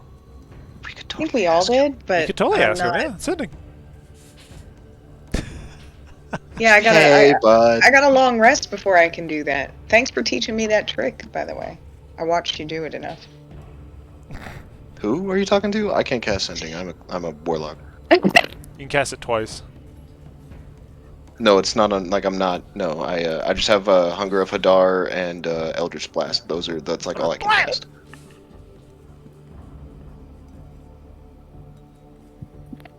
This commune, I'm reading a scroll because I actually took a couple levels of wizard. So I mean, I love Naira, I do. I'm really looking forward to playing a character that is deliberately there to just provoke you, Tyler. Like, just that's her It's- entire goal in life. it's gonna be great. It's gonna be great. Sounds like a lot will die. It's gonna be incredible when you trying to break me results in you being broken. With also It's gonna be great. Man, commune is hard. Especially when you Would don't you have like like some help? one What are the god. Eric, I feel specifications like I again? could give you some advice. It has to be a yes or no question, that's it. Oh. And you said it's not one god? Well, I mean, who the fuck you think Wander's god is? Wander doesn't even know. The collective. Yeah, the triad. But when you commune to one person. Or even a divine proxy. Commune with Tempest, do it. Hey, Uncle Lorium's war god. Quick question. How does What time is it? Yes. Is it morning? No. Okay. Is it before or after dusk? Yes. It is indeed Narrowing it before down. or after dusk. This is interesting. 3 questions to figure out what time it is. I should probably finish my last question and decide who I'm fucking communicating to. I got 2 questions. See, it's funny because I have 3 questions, right? And I was gonna ask those, and then I had to think about who I'm gonna ask, and now the other 2 questions, Are vastly different. well, they're not vastly different. They're just, I feel like I have to ask a specific person for each of these sets of questions because I'm not gonna get answered if I. Man, people who know their god have it so easy. Sorry, patron. Just use commune to get them all around the table and then just turn to each one specifically. All right, I've called you guys to this meeting to. Maybe wondering why I've gathered you here today. Dearly beloved, we are gathered here today so I can ask you 5 yes or no questions. Do you like mayonnaise with ketchup? I was What gonna say, time do do you you like think it me? Yes, is? no. Do you like me? Yes, no. There's no no. There's just not an option for no. Yes or very yes. No is crossed out several times. A few of them write in the word no and circle it. Those are crossed out several times. The paper is returned. And I'm like, 50% is still a failure. Can I just get one of you to change your minds? I'm now on Shark Tank. The unified answer is no.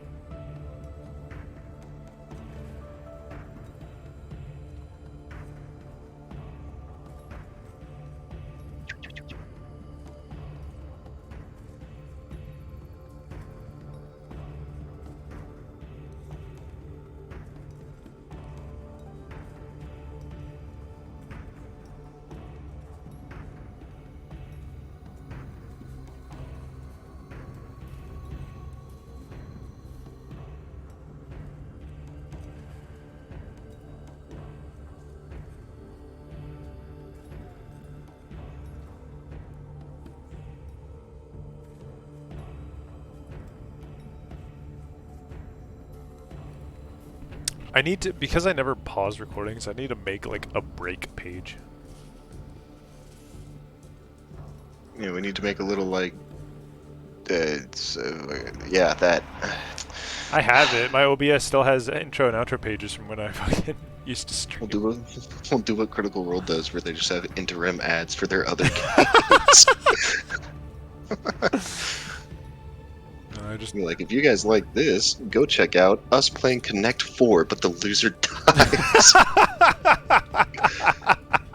There are only 5 episodes, so there will be no more. There's only 5 players. What did they do in the last episode?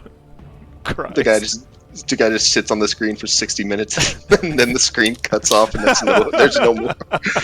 Speaking of, do you know the story about what was he? I think it was a Japanese dude who did the game show where he had to stay in one room, and with survive no, off things from magazines. Yeah, He I've had to seen win that. sweepstakes. That was That's such a terrible. crazy story. That's horrific. It's literally dystopian. He left and then found out he was in another fucking room.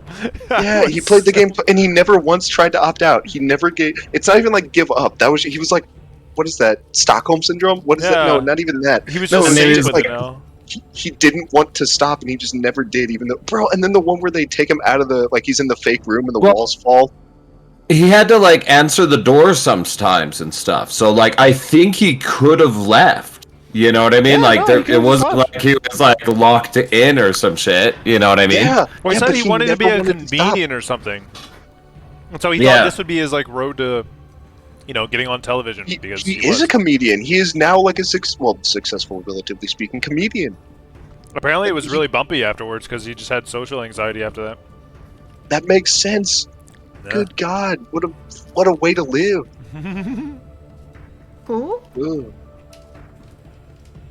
Huh? Who is a comedian now? Tyler. There's a Japanese dude who entered a game show such that like he had to live in this small little cramped apartment with nothing, literally nothing, like no clothes, nothing, and the only way he could get things was by entering and winning sweepstakes. Like magazine sweepstakes, those sort of things. And I think he had to get up to a 10 million yen or something. Like, Yeah, Well, I and forgot the value. items that he won, he had to have like a million or 10 million yen. yeah, And it was at the point he was where there he for was like eating dog over a food year. for like 3 months. He was eating dog food and rice for like 3 months.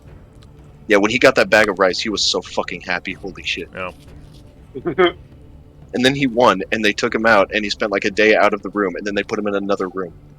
They took him to a fucking amusement park, and then they brought him to like a stadium, where it's like, this is your graduation sort of thing. Congratulations, have fun in your life. And then all the fucking walls fell apart, and he was in another room. Essentially. And then people in the first one, people started to find out where he was, and like they had to move him. Yeah.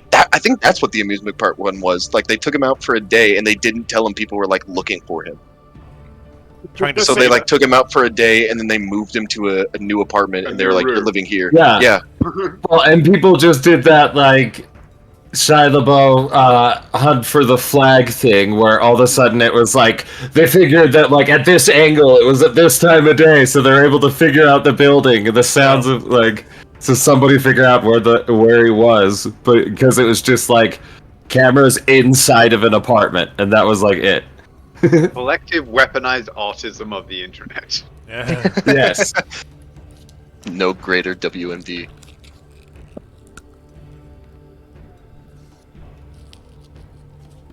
But cool. Are we all back and good to go? Sure. Yeah. Okay. I'm excited. I could see this doing nothing, and I could see it doing everything I ask of it.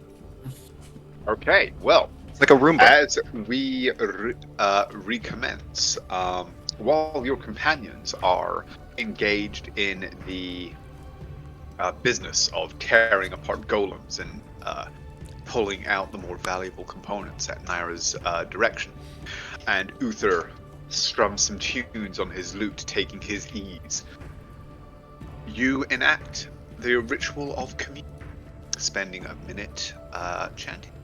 What do you do? What do you ask? First question, not commune question. First, like Okay. player question. I don't remember. I don't know. Did we long rest before the last one? Because the last one was still down here. But I believe that long was rested in the library. in Kardec's library, correct? Okay. That was before Kardec's library. So okay, cool. I couldn't remember. Second question. Do I have to target someone, or can I just cast this?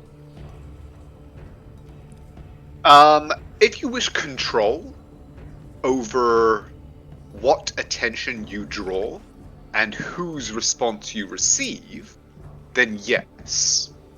Can I do that for different questions? No.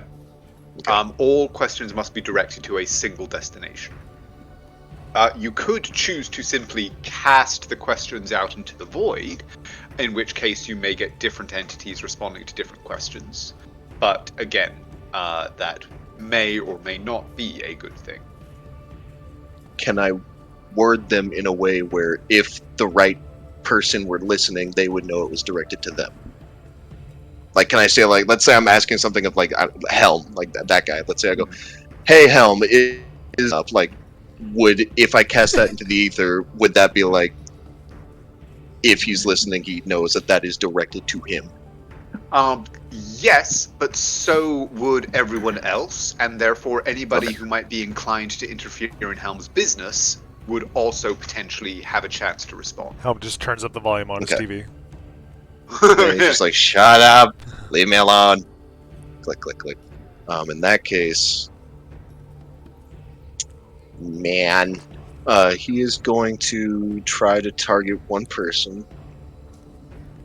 And One entity, I assume. yeah. He's gonna commune to Naira and be like, hey, how you feeling?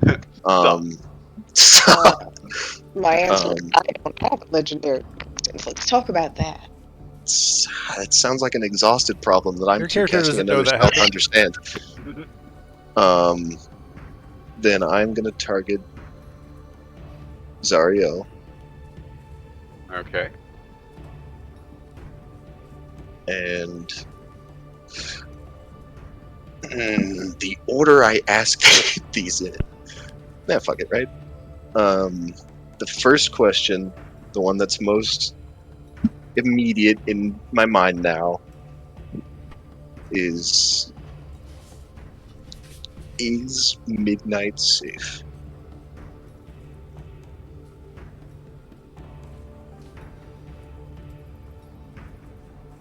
And I imagine as he's casting this, the water that normally forms the letters is steaming. Very much so. Yes, you cast this out, and I mean, what do the rest of them see as you forge this particular connection? It's the normal commune connection in that he takes out the little bottle of holy water, uncocks it, and begins uttering a few prayers of attention seekingness. And the water starts to flow forth and take the general form of the shield symbol before he, uses the prayers to direct it towards Zariel, and it starts to change into the blade before the blade itself comes apart and the hilt and the guard come apart, and they start forming into the just kind of vague lines and shapes of yes or no and uncertain, whatever they might be willing to form. And as they begin to answer the first question, if they do, they start to bubble and steam as though boiling.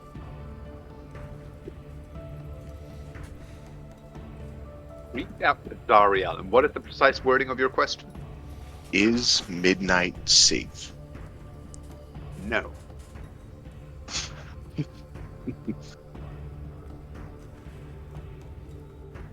And then the second one is Ivrakta dead?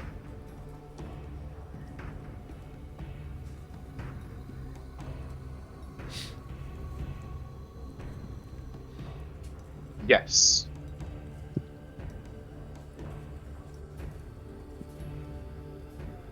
Third one is Ivrakta capable of returning to this plane?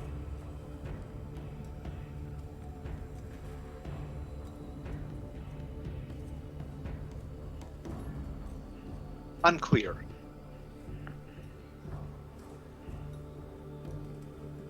The next one is... I thought you only got 3. I'm pretty sure there's 5 with Commune, eh? Or am I thinking You contact your deity or divine. Oh, yeah, you're right. Okay, 3 cool. questions, yeah. Okay, cool. Then in that case, I will keep that last one because that's the one that I didn't want to ask, and that'll be it. I only had 4. Okay. Okay, cool.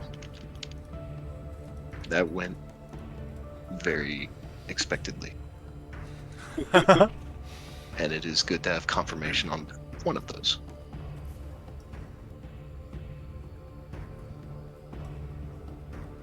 And this all I do. Okay. Flash forward. So, having completed your search of, your scouring of Kardek's lair, I suppose you could call it, you have, as I mentioned, seen signs that the Darrow and Dwergar inhabitants have largely turned on each other, and those who have been victorious or simply retreated from the fighting have largely vacated. Certainly, you don't see any signs of any that intend any kind of confrontation with you as you make your way through the tunnels and rooms of this now re-abandoned Karak.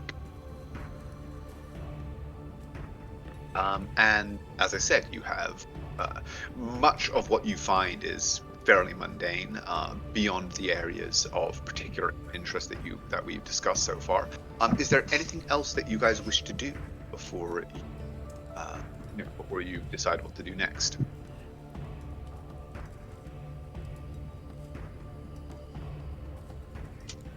No.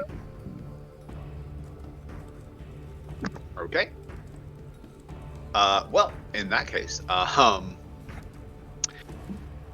having completed your search of Kardek's chambers, in fact, you guys are over there just for verisimilitude.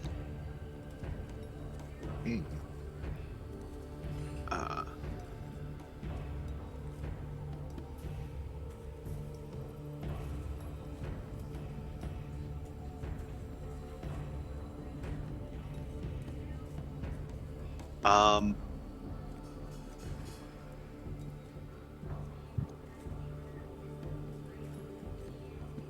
what is it that, you guys, what plans do you make? What is it that you wish to do next?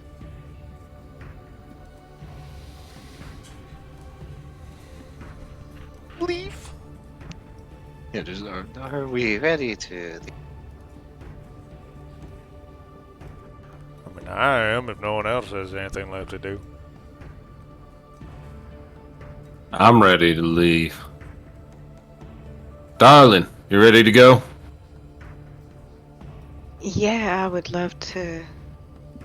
I would really love to get some rest. Yeah, you look like you need a nap. You know, she's gonna respond to that with like, "Oh," and she's gonna find her mirror and like get it out and try and like fix her hair.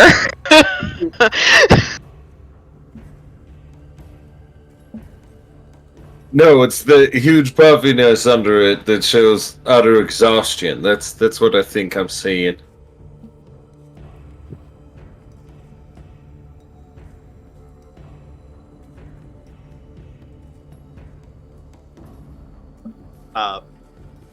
But as Naira is carried on Valko's back, doing what she can for her hair, you all make your way back out through the tunnels, back up the stairs to the entrance kind of gated area where you first encountered Angorad and gatekeeper golems, as well as the Darrow and Dwergar minions of Kardek's stronghold. Again, here there are signs of hasty retreat and a scattering, but no confrontation as you all make your way down to the docks. The other vessels that had been moored here when you arrived are gone. However, either through discretion or simple fear of the vengeance that you would have potentially visited on anyone who interfered with it, your own vessel is where you left it. Hey. yay, boat home. There's no spots where people could like hide on it, are there? You know, we can't get stowawayed, can we? I mean, you do have a cargo, like a cargo hold, but below deck. We also have a wander. Wander, can you have a listen? He goes looking. Bring out your invisible. Sonar. A quick kind of, search around the boat. It's not a particularly large vessel, obviously. A quick search around convinces you that you are indeed alone on this boat. Nice. I suppose we ship up, and I prepare to commit fuck off. Yay! Commit fuck off. Commit. Yeah. Oh fuck. Okay. Well, you all reboard the vessel. The engines roar to life as you activate them. You can all the power stone within the magical propulsion system coming to life and allowing you to pull out and make your way back out onto the dark waters of the underground lake. It has been a long and for some far more exhausting than for others day, given your confrontation with the Nexus, and then first with at the Foundry, then the Nexus, and then your subsequent scouring of Evrakta's stronghold. That has taken you the better part of the day.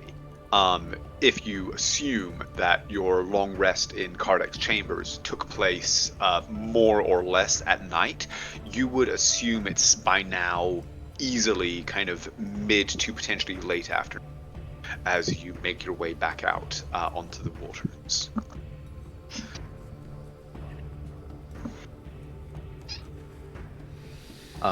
In terms of the route that you will need to take home, a couple of options present themselves. You could, first of all, simply make your way back down south, following essentially the route that you took, and fight your way against the current back to Karak Agzor. That would potentially be a longer route, given that you would be fighting the current for most of the way. There is also an option that you can recall, Naira, that you believe you studied the maps of this portion of the area before you left Karak Agzor, and you do recall that there was to the north a channel that flowed back toward Karak Agzor, and you believe that somewhere up ahead there is a lock system that would carry you up and to that channel. That's what I would recommend. Okay. And that's where I start going. Okay. You estimate it would probably take about a day to get to the lock system, and then from there another maybe 2 days back toward the city.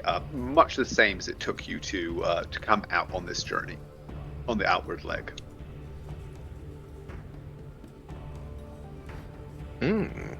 And as you begin to make your way back out onto the dark lake, looking for the channels to the north, Wander, please give me a survival check, and Naira, you can give me a cartography tools skill check.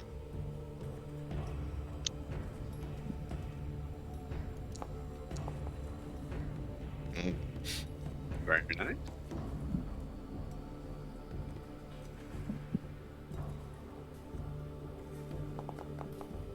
Woohoo! Very nice. Okay. Oh, that didn't yeah, include my proficiency. Oh, so it's like, what, 27? 25. 25? Okay. No, 26. Sorry. 26, okay. Yeah, with very little effort, you are able to quite literally point Wander in the right direction using the kind of bearings of the various landmarks that you remember from this lake overlaid on what you recall of the maps of this area that the dwarves had. you are able to identify the correct channel, or the markings of the correct channel quite clearly. And Wander, with a 19, yes, you have no problems following her directions, identifying the channel, and you spend the remainder of the afternoon and the evening heading out across the lake, very quickly finding this channel, and then once more entering the narrower world of canals and underground rivers that essentially make up the dwarven highways of this portion of the world, making your way north. On the journey, is there anything that anything else that any of you wish to do with the few remaining hours? And as kind of the day begins to draw to a close, not that you can tell if night is indeed drawing in, but as the day begins to draw to a close and you start to feel the fatigue of your exertions, is there anything else that anybody wishes to do? And will you be seeking a mooring, or just trying to push through and keep going with shifts to steer the boat? There is something I'd like to do, and I would also suggest seeking a mooring. This one does 2 cents. I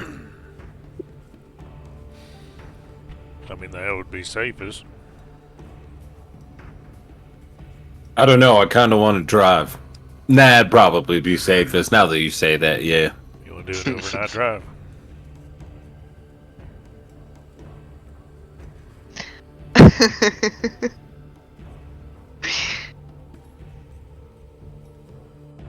I tend to nod okay. off.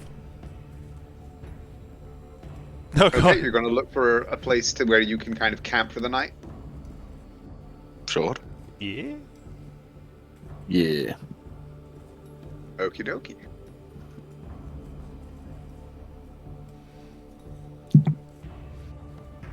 You are able to make your way to a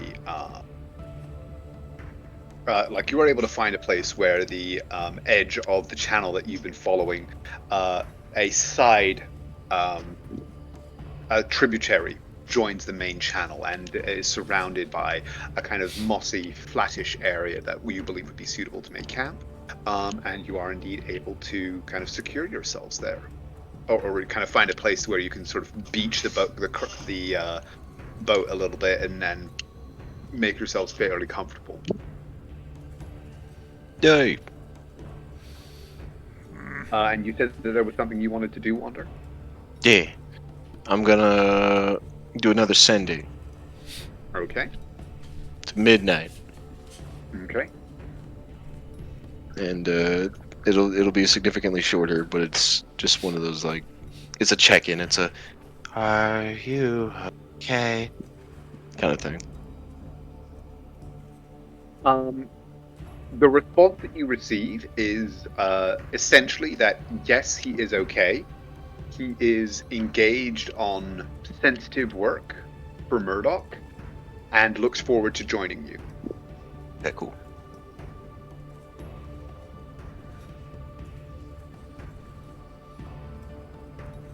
Tis time for Betty Bye. Okay. So are you guys making camp, or what's the setup that you guys are going with? I mean, as long as we're moored, we can probably just roll out the bedrolls and relax. Relax is relative. I agree. Lorm's not going to be taking off his armor. He'll sit cross-legged and bring out his fucking sword, place it upon his lap, and pray for a bit. Okie dokie.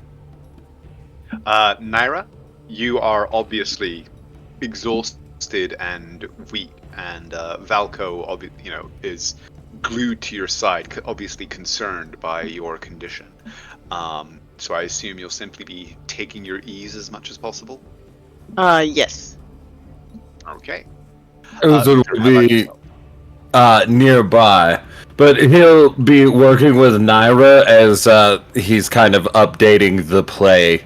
And like, so do you think you should swoop in from this angle, or should it be better as if it's shot like this? You know.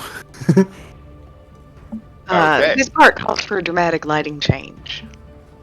Huh? Agreed. Okay. The Lion's Banes are working on the cinematography of their epic. And your evening wears on. The hours pass. Magnus, for his part,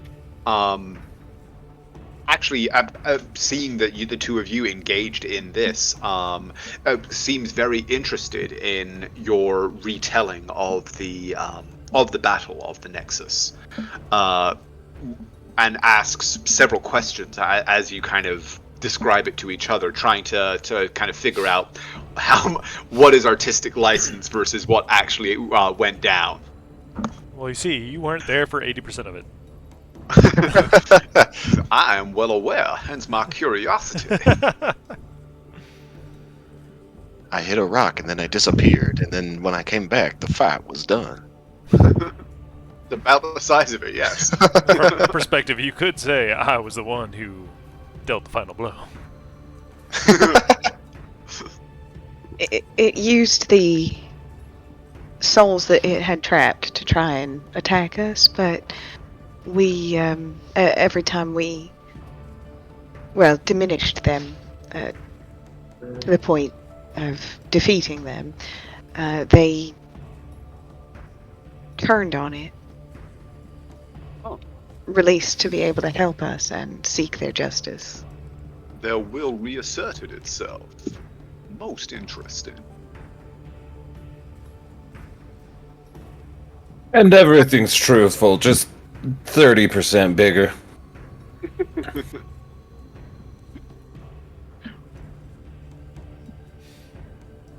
I mean, No. Everything's always anyway. 30% bigger when I travel with y'all. moving swiftly on. He's a-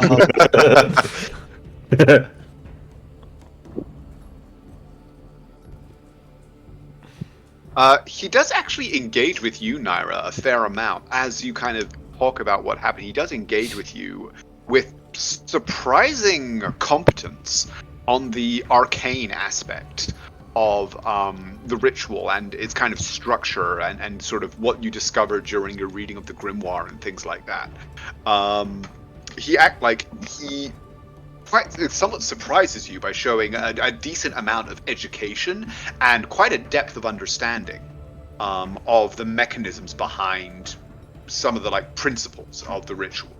How much would you share with him?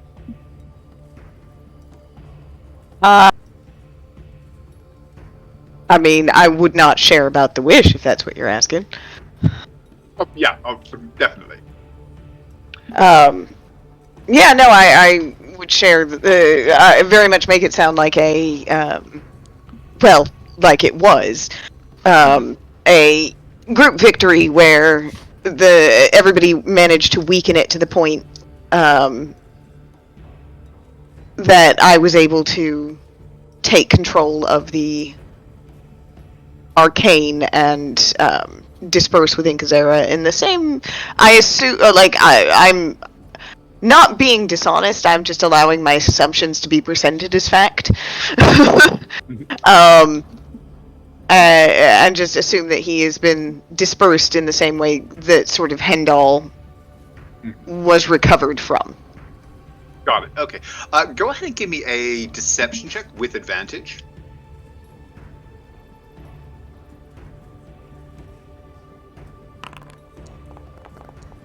Oh, fuck. Mm. I am not telling the whole truth. Okay. He seems, nonetheless, he seems fascinated by what you discuss of it, and, kind of somewhat disturbed and angry at your, your description of the plight of the souls and of Hendal herself and things like that. You can tell that for him as a Reaper and somebody who takes his duty incredibly seriously, this is something that he is he takes quite personally the existence of this ritual and this nexus, and he kind of bridles a little at the fact that the magic banished him for so much of the fight, and he was able to contribute so little to its eventual defeat. But does like quite sincerely congratulate you both of you in particular, and also turning to Wander and Lorium, saying, I must commend all of you on what you have accomplished here. Then it is a truly remarkable feat to have righted so great a wrong. Lorium's one good eye just slowly opens up about halfway. Just nods. Could have done it without them. He kind of turns and grins at Uther. I have said the same about Uther myself from time to time. Of course, I dare say he has said the same about me. Nods, as he says with a smile. Although I was just about to say it about Naira. Whatever it did, I was worried how we were going to deal with it, but she just figured it out. She's good at that. A most remarkable accomplishment.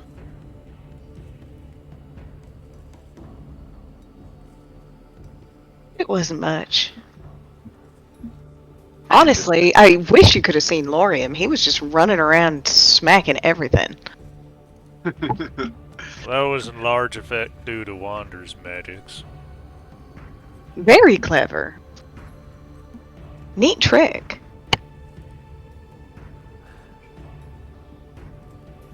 Most effective group you are, working in concert as you do. Are you goading Wander?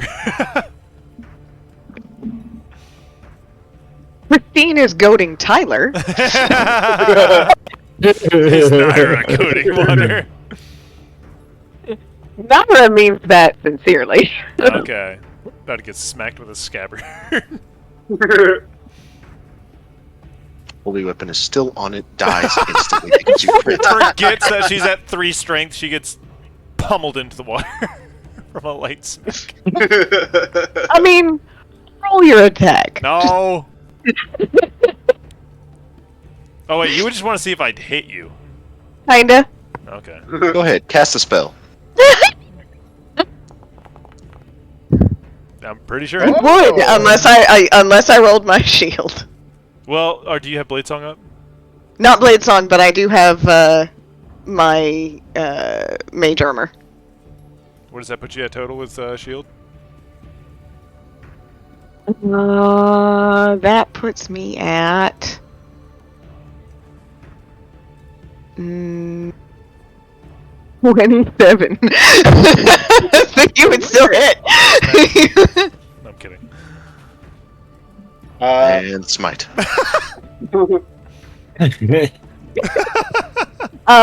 No, she does. She means that sincerely. But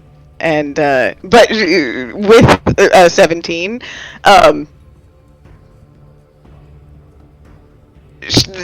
she, you can see a competitive streak coming out in her. She's like, alright, I'm gonna buff up Uther. Wander's gonna buff up Lario. No, I'm more. Naira is curious as to whether or not her haste would be as effective, because she can do it too. Yeah. And your haste would be different. It would not have the same flavor as Laurium's.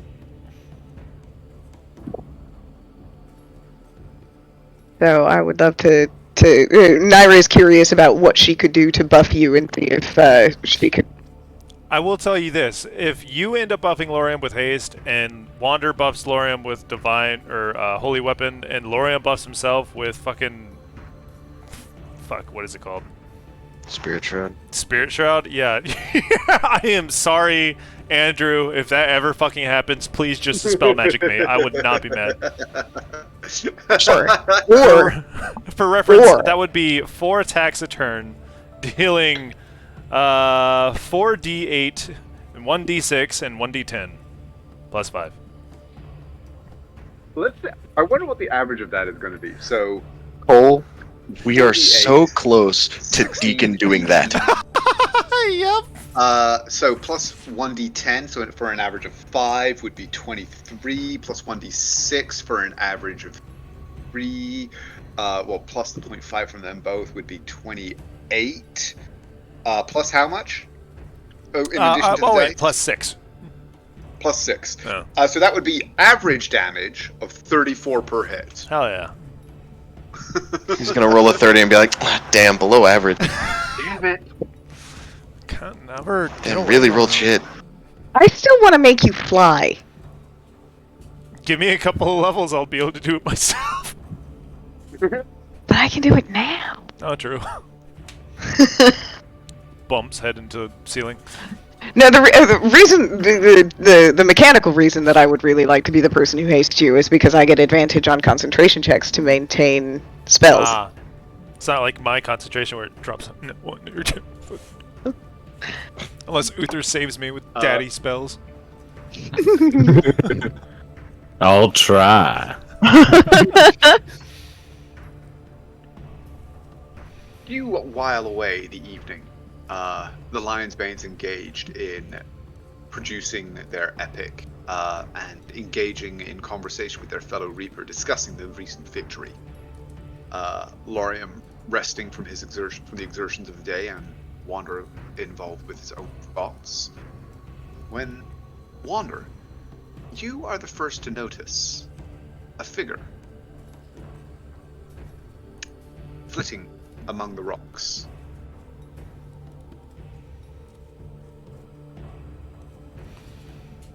Coming in from the tributary, actually, where you that joins the main channel, where you guys have made your near the conjunction of which you guys have made your camp. It's a curious creature that catches your eye. The main body is spherical, about maybe 1.5 foot, a couple of feet across. From which 2 small but obviously functional wings sprout, a single large eye in the inside of the sphere, pulsing slightly as it scans back and forth. 2 small arms, one of which is clutching what looks to be a dagger, essentially, as it. And to Lorium, I suppose, at that point, well, using his one eye to track the thing, he's gonna say, We're being watched. By the crow.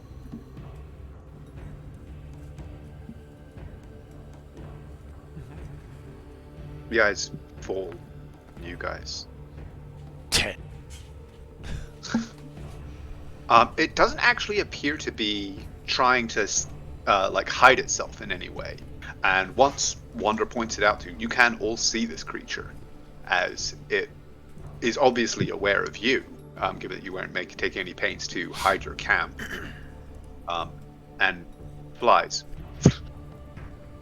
Friend or Your foe? wings making a kind of whirring sound. You call out to it, there is no response, as it flies overhead, perch on a rock. The bolt turns, the eye casting over you.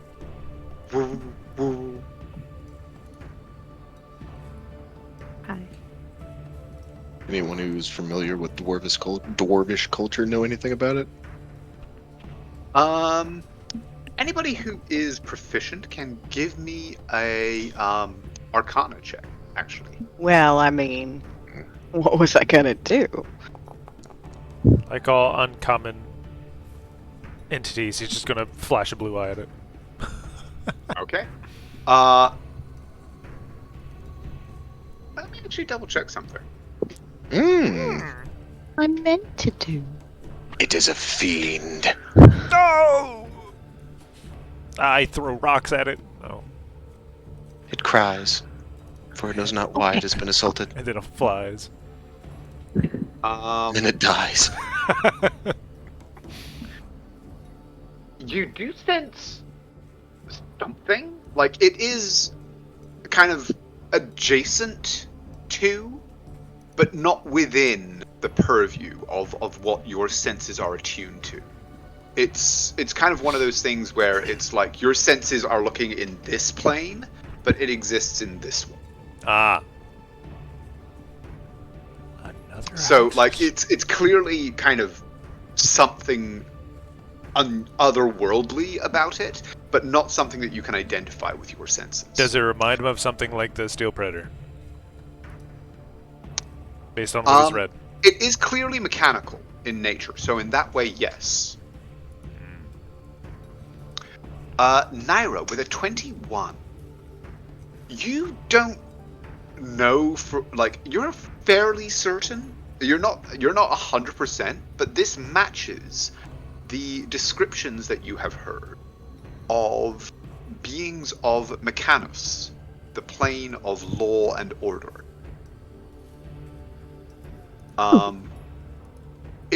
It's extremely unusual to see one of these entities on the material plane, which is why, like, it's not something that you can kind of say, oh yes, this is, like, it could just be a strangely made construct, but the spherical body, the wings and the rudimentary limbs and the like, and also its behavior,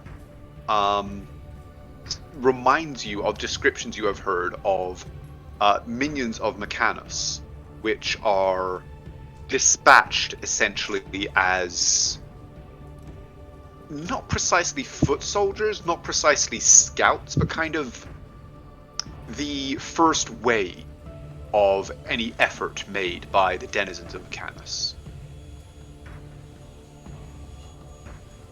And of law and order, you said.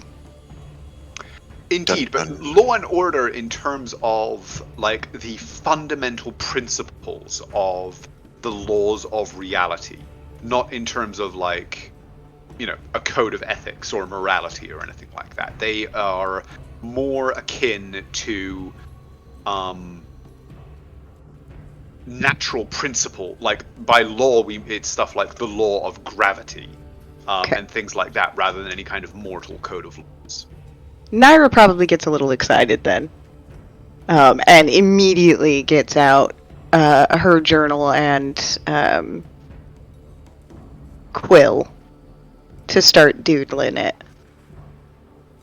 And it kind of, it's perched there on the edge of the rock, its eye kind of scanning back and forth over the group.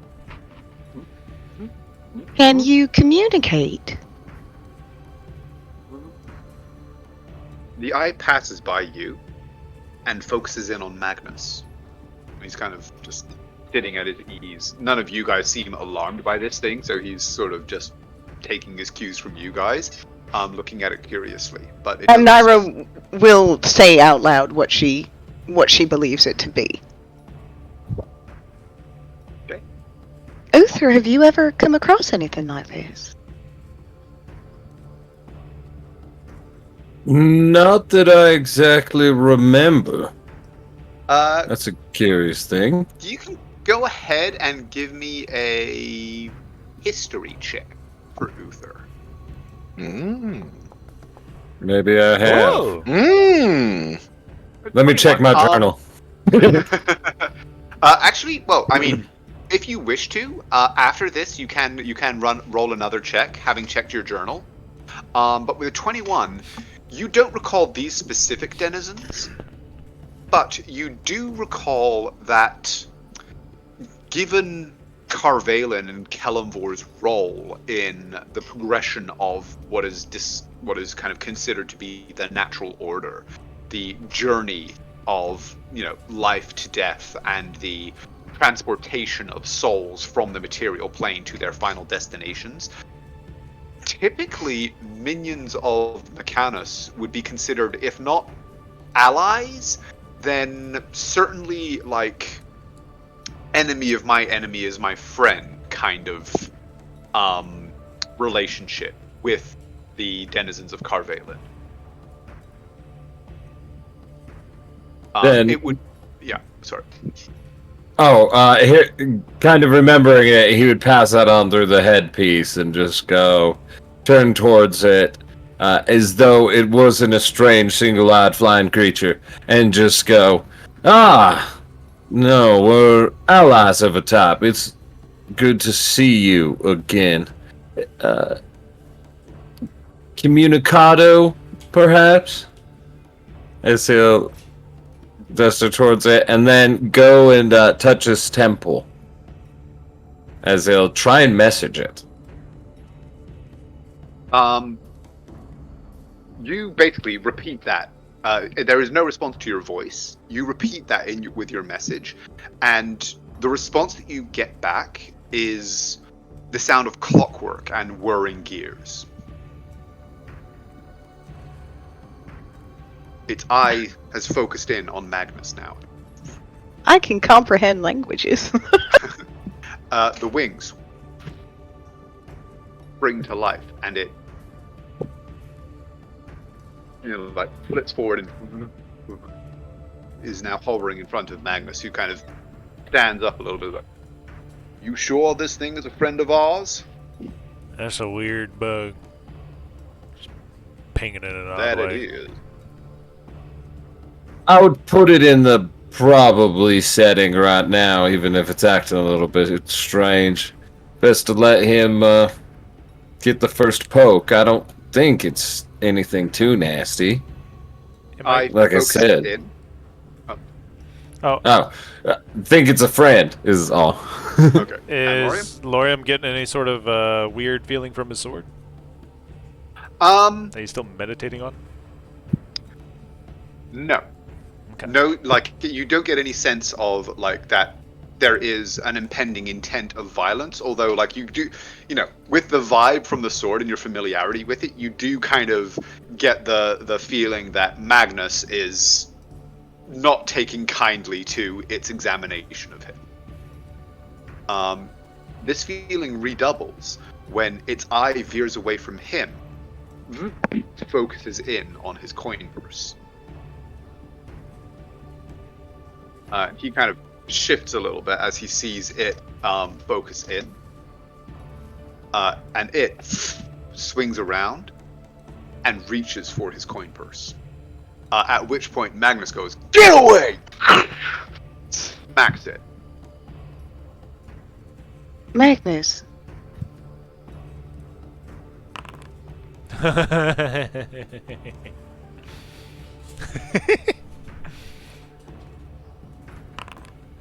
I swear to God, I need to. Whoa! Uh-oh. And he kind of backhands the thing as it reaches for his coin purse. And as he smashes it, there is actually this kind of a cracking smash as the impact happens, and it seems to actually just kind of crumple away from him and scatter in a whir of gears and cogs on the ground. Hmm.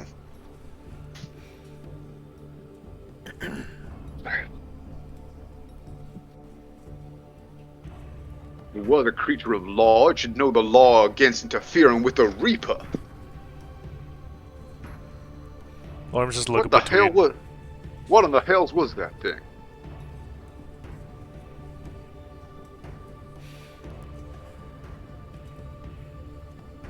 Hey, Lord, I'm just looking between all three of the Reapers of the party. Yeah.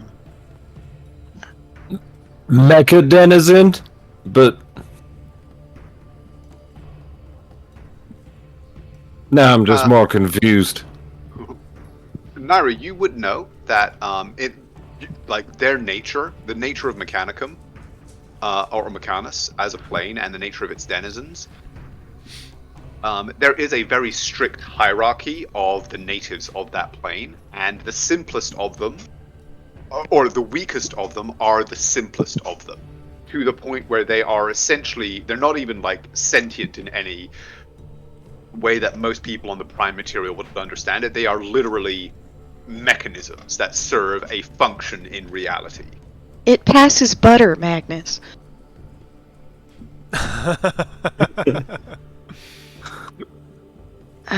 No, but in reality, Magnus, I don't think it was intentionally interfering. It just had a function.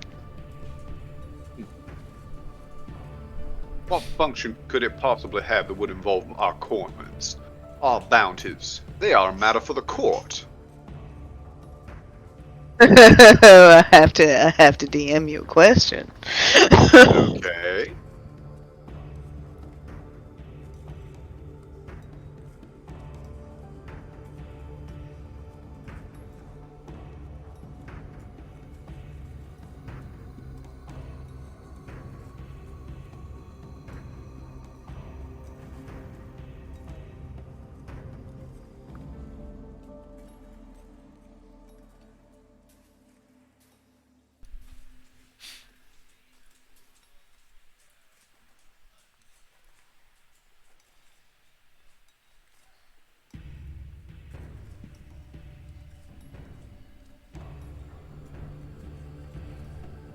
I really need to make an extra scene of just a screen capture of your camera wherever I put it on my other monitor and put it on the stream just for your little funny rolls off screen that we can't see. Yeah. It's a facial reaction.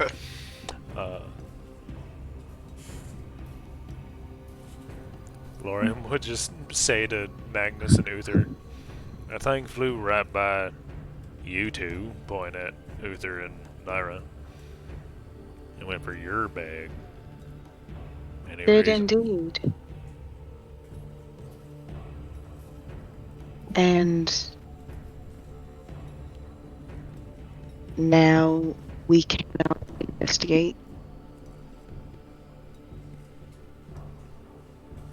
This might be why we don't always choose violence. He actually does kind of grin somewhat sheepishly and goes, "I do apologize. I take invasions of that sort rather seriously." To be fair, I probably would have smacked something trying to grab me too, but I didn't think it would be that frail.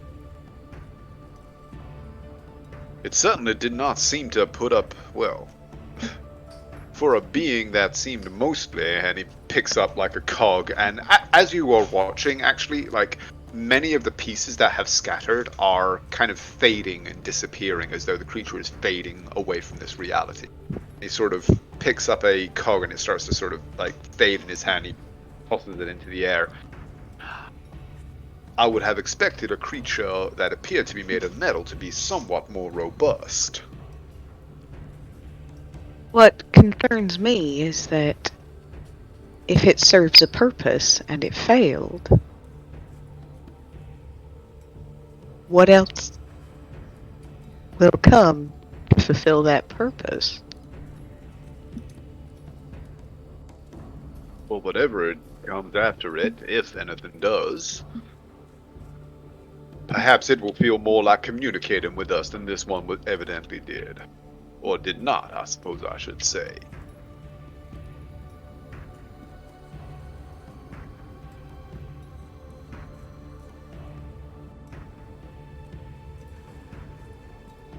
Can you glean nothing of its intent? Perhaps it was looking for Cardic Bode. And it got some interest in what was left over from it on the coin, but he shrugs. He pulls out the Kardec's coin and sort of, again, rolls it over the back of his fingers. Well, if they wish to take a bounty from me, they will have to take that up with the court. I'm not entirely sure they were aware he was already in prison, so to say. But I might be wrong about that as well. If they do that, like, both hands up. I'm just shooting in the dark. Yeah. He kind of shrugs and says, "Well, enough shots in the dark will eventually hit something, so fire away, my friend." I am as baffled as you. And you got a Is he? third. Do you want to make an insight check? A little bit. I was already gonna do it. Go ahead and roll. Do one. Let's see, Wander's or Lorium's is higher. I wonder which.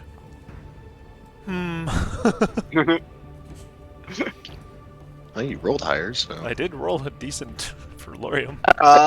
You will Magnus also both doesn't- notice. Sorry. Oh no, I was going to say Magnus does actually seem genuinely perplexed. But yes, what do they also notice?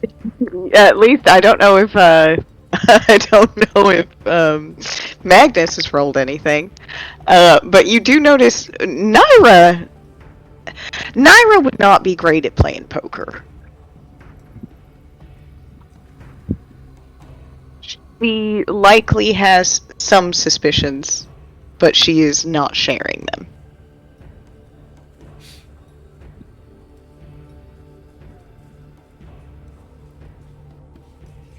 And if no one else says anything, Magnus does indeed, kind of scratching at his chin, glance at you as you are kind of shifting uncomfortably, weak as you are.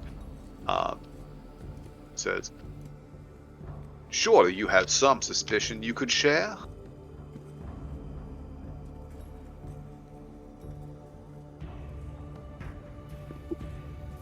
I am a scientist. I like data. And she shrugs. Perhaps, if we get another opportunity to communicate,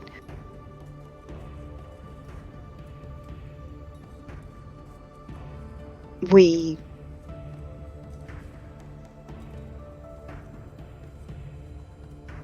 operate a little bit and see what it wants.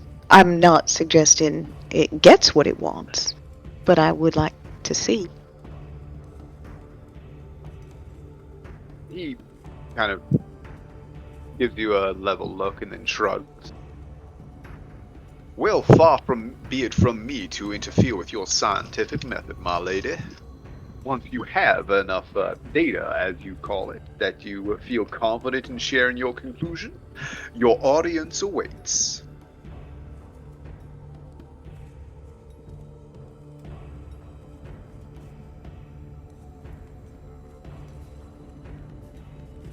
But, well, I When she suppose- When she gets the opportunity, she will message Uther again and say, I think I need to talk to you.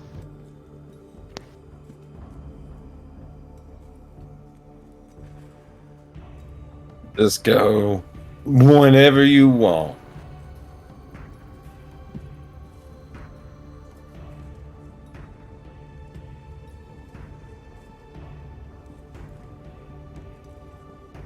Well, Magnus, for his part, will sort of settle back down, flick away a remaining cog, and say, "Well, given what we have just experienced, I suspect it would behoove us to set a watch, but beyond that, it has been a long and, in some ways, most trying day. Would anyone object to us beginning our rest?" Quick question. Yeah. The divination tool that we got from Kardec's, Angarad. yeah, that one. Yeah, no, not yeah, Yeah. yeah, that. You know the names. Yeah. I do. They're my name. That we got from. Of course I do. They're mine. That we got from there. Is that specifically geared to things like scrying, or is that just to boost divination spells? I mean, it would depend on the specific spell, but in general, it would serve as a focus for more or less any divination magic. Any divination magic that requires a specific focus, in the majority of those circumstances, it would serve as that suitable function. Okay, and I'll If you are curious about a specific spell, please let me know, and I shall make a call. I will try to scry with it. Okay. It absolutely is suitable for that. You are able to. You are beside a river, and therefore it is a matter of moments to fill the shallow dish. That as you fill it, the water kind of shimmers and silvers to become a perfect mirrored surface, and you are able to cast Scry. Ah, neat. Uh, well, I am going to try to, because the number one target got fucking removed from history. I'm gonna go for the most immediate number two target for me right now, and that's Inkazera. I'm going to try to scry on the little man. Interesting. Okay. Good job. He's right here. He's actually behind the rocks. Let me double check something.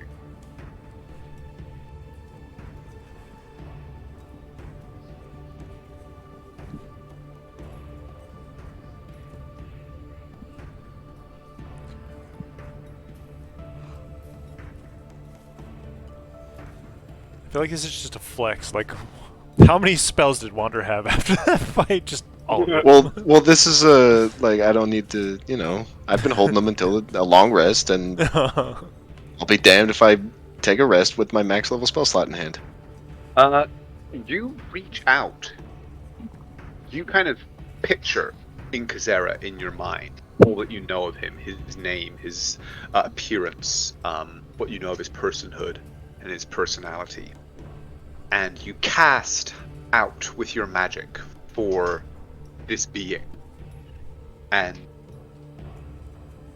feel basically this kind of magical radar ping echo back to you without response. Ooh, interesting. The plot thickens. Right? He died. We don't have to worry about it anymore. No, because you would still get his body. Nope, he died, and we don't have to worry about it anymore. Okay.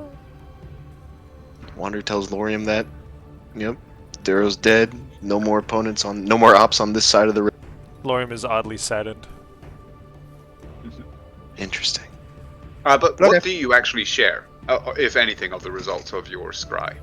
I mean, unless someone was interested, he was just kind of doing that to do it.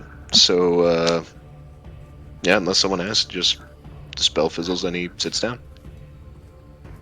Okay. Lorium thinks What you're was just that? lying. That was cool. That was information overload. What did either of you say? Go ahead. What was that? That was pretty cool. I tried to scry. It failed. Wait, so it could have been. Oh. Who are you looking for? Wait, and what does that mean? That means they're dead, right? Maybe I looked for Inkazera. Naira will say, well, no, they could also have some kind of protection, like mid. And then she stops. I mean, does he still have that protection?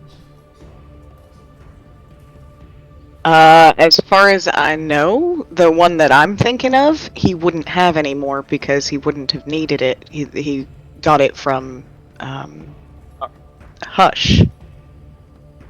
Maybe Murdoch gave him one. We don't know.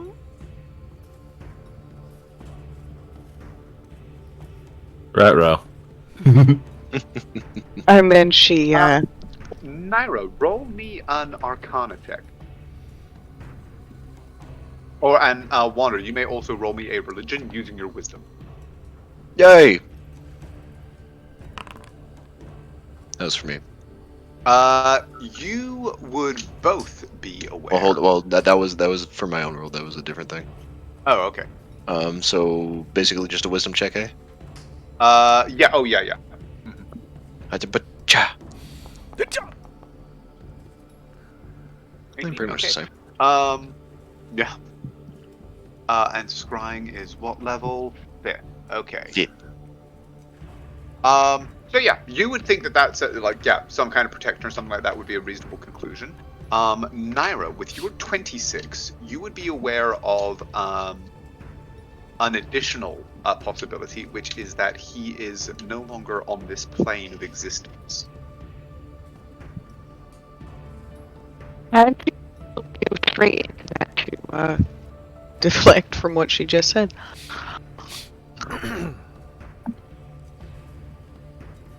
And actually, Wanda, since it is since it's on your spell thing, you would also be aware of that as well. Actually, it comes a bit. Yeah, that's why I said maybe. Yeah.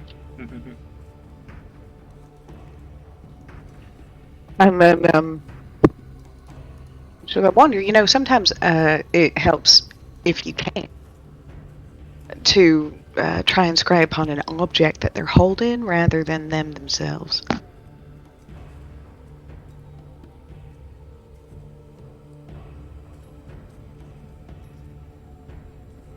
I don't think you can scry on an object. Uh, I think it's a place or a person, eh? Is it a place or a person? I thought you could do an object as well. Well, maybe You could use can. an object to make it easier. Oh no, yeah, it is specifically a creature. That's weird. Oh. I thought it was a. Instead of targeting a creature, you can choose a location you have seen before. Okay. Yeah. Never So, yes, it is a tries creature to or wizard location. explain wander spell, and he's like, "Hey, He did? I know how my spell works." She's gonna get up though and say, I think Valko needs to go for his sort of evening walk. Uther, care to join me? But of course. I'm really just gonna go behind this rock. See a hobble. Turtle speed.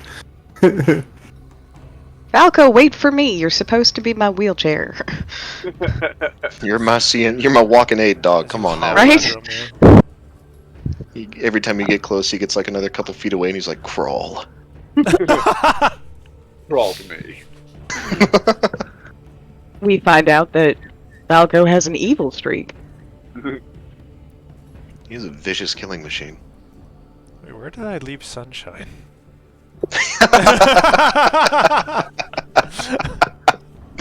Just in like Kardec's library, there's just a horse clopping around. No, she didn't come. She Chewing didn't on come one in of the with us. books. I know, but that'd be funny. She didn't come in with us. She was somewhere outside. Because She actually died. You never resummoned her. did she? After the last time. Yeah, Oh after my the last time God. she got taken out. I didn't remember. Fuck. You So long. forgot your horse died. It's been like 2 months. And Well, good thing I never shows took it how off much the horse the matters. spell list. Question out of Naira's mouth, by the way, is does Magnus speak Sylvan? And she asks this in Sylvan. Uther, roll me a history check with advantage. So you speak elf, people?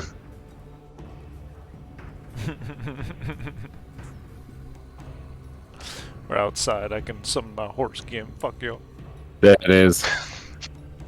Yeah. Yes. You recall that Magnus is actually a fairly learned individual. He speaks, in addition to Common, of course, Draconic, Sylvan, and the Leonin dialect of Tabaxi, Oh, smart. as well barbarian. as a good amount of base Tabaxi itself. He don't speaks cat people too. Ishvedandane. But of course. And I would have loved him. And then she will Xavier it. Two fingers pressed against the temple, and the rest of this conversation, as long as Uther does it, will be in message specifically. Okie dokie. Just in case. And she's gonna say, I did a thing, and it occurs to me now I don't know exactly what the consequences will be. I mean, that kind of happens a lot. You don't exactly know how everything will play out, you know? Like, what if I have a really bad set, you know? Like, it can happen. What did you do? Rough Like, crowd and all. it doesn't have, like, a huge amount of effect. Yeah, it could have a rough crowd. You never know.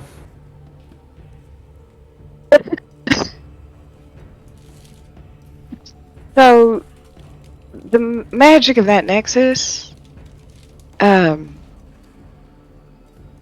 Yeah, where you were like, I've got this. Yeah. It was kind yeah, of hazy. It was, you know, a lot of blood yeah, loss. yeah. And now I'm really weak. The that exhaustion comes from casting a wish spell. Yeah, no, really, what did you cast? What happened?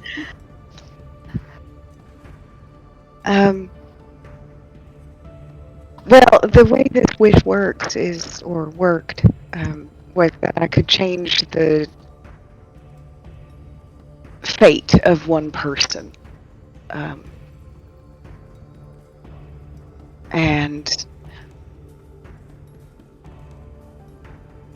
And I did. Wait, I think I know. So you made it that I'm going to be super awesome, always and forever. I didn't need a wish for that. That was always true. Just went behind the rock to flirt. Yes. I wish that Her your and hair William are was- like, oh my god, we have a boat for. Just go on the boat. She made a wish that his hair is always perfect? That's fucking vanity. No, that one really is just always true. You know, Lord Murdoch, and how you feel about him, I suppose. Yeah. No, he's a pretty good guy. I He was was. able to. What? He wasn't a good guy. He was a terrible, terrible man. And I didn't know that until very recently.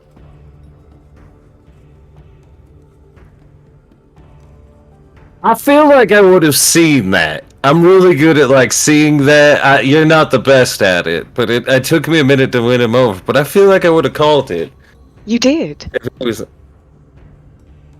Everybody did. Everybody saw him for who he was, except for me. But he was a monster. And so I wished that he wasn't. I wished that he had always been the man I thought he was. wait, were those the words? Almost exactly, yes. You see, as he takes a big breath in and goes, "Ooh, all right." That would have been a big change. He's had a lot of power, been doing a bunch of stuff for a while. That's... You know something, sweetie, I can appreciate about you is you really swing for the goddamn fences. Her whiskers twitch.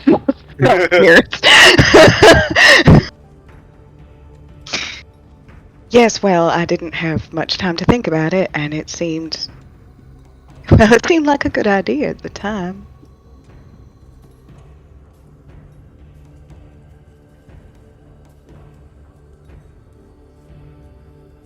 See, I would have just... Lorium is stuck with us until we die, or something like that, you know? Because if all of us go down, then I don't know what Wander would do. He tortured Midnight. Apparently for years. Tortured that Hush character you met. And he was the person who arranged for me to die.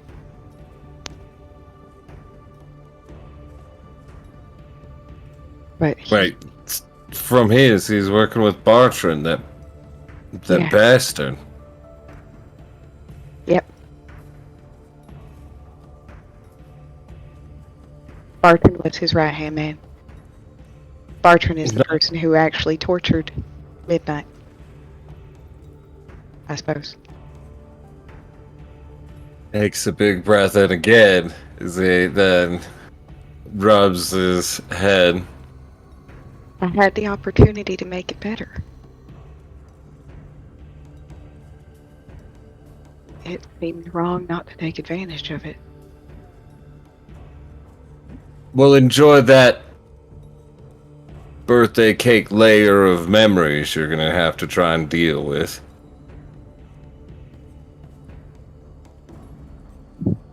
I assume at some point I'll just forget it all like you did anyway. You see as he shrugs as he says, I don't think I forgot anything. I think it was, well, you're the only one that would know the change. Maybe some others, but if everything else seems alright, I guess you got out lucky. You know, just like you and being in the Fae. I went in there and on my second time shit went crazy. Got stuck in there for quite a while. And here you are making a wish and seem to get better. Haven't you ever heard of monkey's paw? Never mind. You know what? Hold on. Wait. He'll just kind of like just stop it instead of just. Naira's like, oh, I've always wanted to try one of those. Aziel, just no, don't, definitely. That's the line. All right, that is the line. It's purposely cursed. No, as he'll just go. All right, like we'll try and navigate it the best we can, like we always have. But shrugs. You're the one with the curse here. The rest of us, I'm not sure, but might not really know the difference.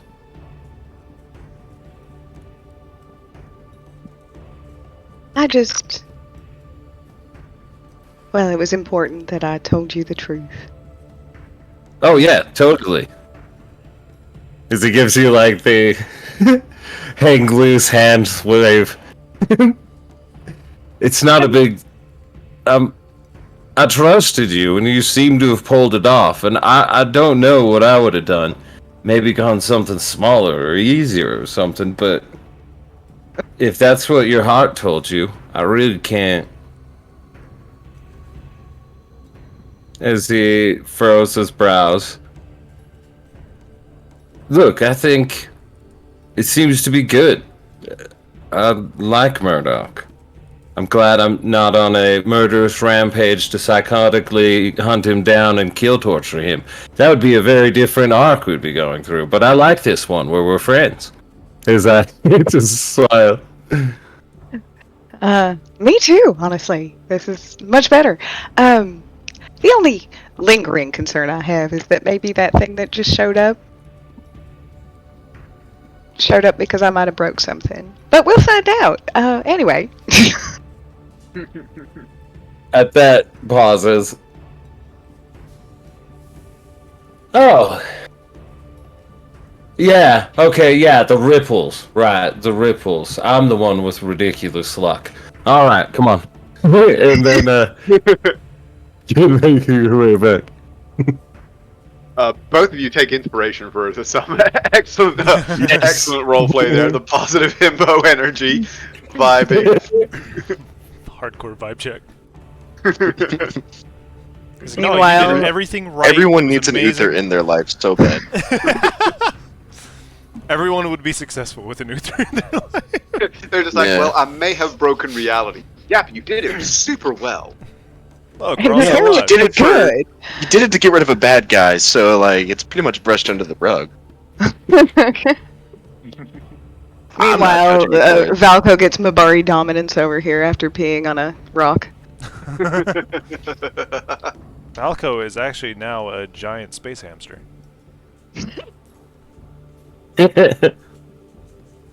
Okay. And so, is there anything else that anyone else wishes to do during the night? Or during the evening, before you settle in for the night? I'm just gonna cuddle my puppy. Yeah, Valko feeling very protective of you, kind of like circles, does that thing where he kind of hunches himself into a semicircle and lets you nestle in against him, kind of just very sort of protectively putting this like 60 pound head on your lap, which with 3 strength is like you are now cuddled. Lorium, for his part, is just going to do the same sort of prayers he always does before or after a big fight or confrontation. And is essentially just going to offer up the victory of the conflict towards Tempest, as well as a little side note, praying for the success of what's his name? The insane guy who decided Inquisiera, yes. It's like I was scrolling through my pages. Praying for the success of Inquisiera, as well as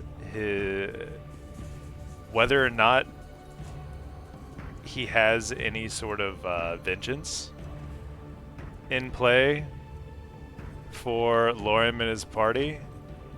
He prays not, but if so, he welcomes the confrontation. The battle to come. Yep. Okay. And do you also summon Sunshine? Absolutely. Okay. Oh yeah, since we're out of it, I would clear my ring too and bring back Umbra. I've had him in there for a while. You do know space is somewhat limited on Go ahead. Bring Sunshine back. We'll give it to him. It's the one car garage right now. It's a little bit like crowded with Sunshine there. So with 2 giant war horses on the boat, that would be pretty. Just tell Magnus to stay. And Valko. Yeah, and Valko. But yeah, so with a somewhat familiar distant thunder of charging warhorse hooves at the crescendo of your prayers, Sunshine emerges from the depths of the shadow at the edge of the cavern, approaching you and stamp her hooves in greeting. You get the impression from her, from like the feelings that she projects toward you, a feeling of kind of pride at the conflict and the battle that you have triumphed in. And as you take some time to sort of look her over and care for her as a war mount deserves to be cared for, in an evening before bedding down for the night, you see newly embedded in her harness a chip of crystal.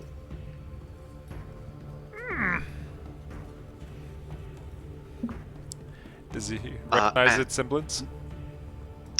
It does seem as though it is the same in appearance, but like with your divinely attuned senses, certainly doesn't give off the kind of evil vibe of the crystals of the Nexus. That's cool. You get the impression this is essentially a kind of memento or perhaps medal, a commemoration of the battle.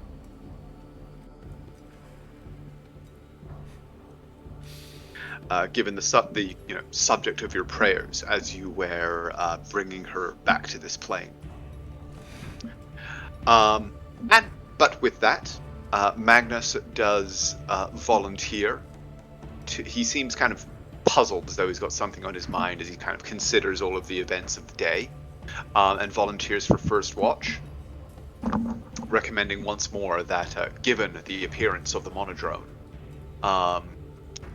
that you don't we maintain a watch throughout the night.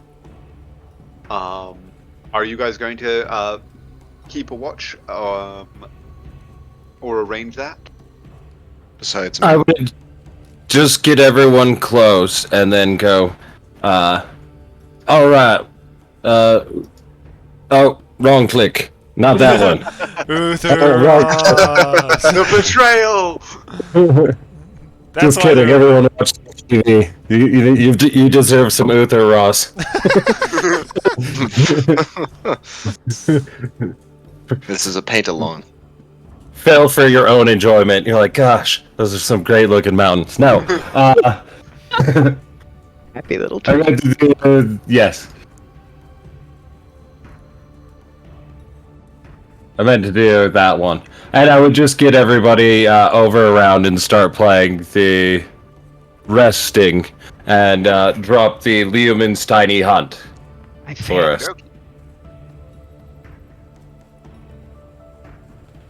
Okay, yeah. You cast your spell. The shimmering dome grows up out of the rocks and moss around you to provide a covering, blending slightly with the ground and world around. And under this protective dome, you are able to fall asleep. Wander, do you explain to Magnus that you will be able to keep watch throughout the night, regardless of watches? Yeah. He ends the talk and like sets up, but I let him go through his watch before, like he goes to wake someone else up, and when he does that, I just go, I'm a. Yep. Well, there was no need for that. I've been watching. You could have gotten yourself some shut-eye. I don't sleep. Well, that would have been mighty handy to know a couple of hours ago. I thought you wanted to watch. He kind of just shakes his head and lays down, and in this way, the night passes. You all may take a long rest. Yay! And we level up, right? And you do indeed level up. Yeah. So you can import all of your new tricks. Ooh, how do you import it again? Click the double- D&D Beyond. Mhm. Oh. You guys should all have permissions, but if you need me to do anything, let me know. Click the. Oh, there. Yeah. Start import. Wait, why didn't it... Hold on. That didn't work. Oh, yeah. You're also level. Oh no, Lorian's level 11. Hey, sorry, I went to pick up food. Alright, let's see what this does. See if that works. 55 lay on hands, yay. Mm. And now I have to edit all of my weapons. Yep. Because it does not auto-calculate that. That was an evil laugh. Oh, oh my god, it actually does! Holy shit, that is cool! Oh! Ah. Look at you, a special little bitch. Fuck off. By the way, how long will it take to copy that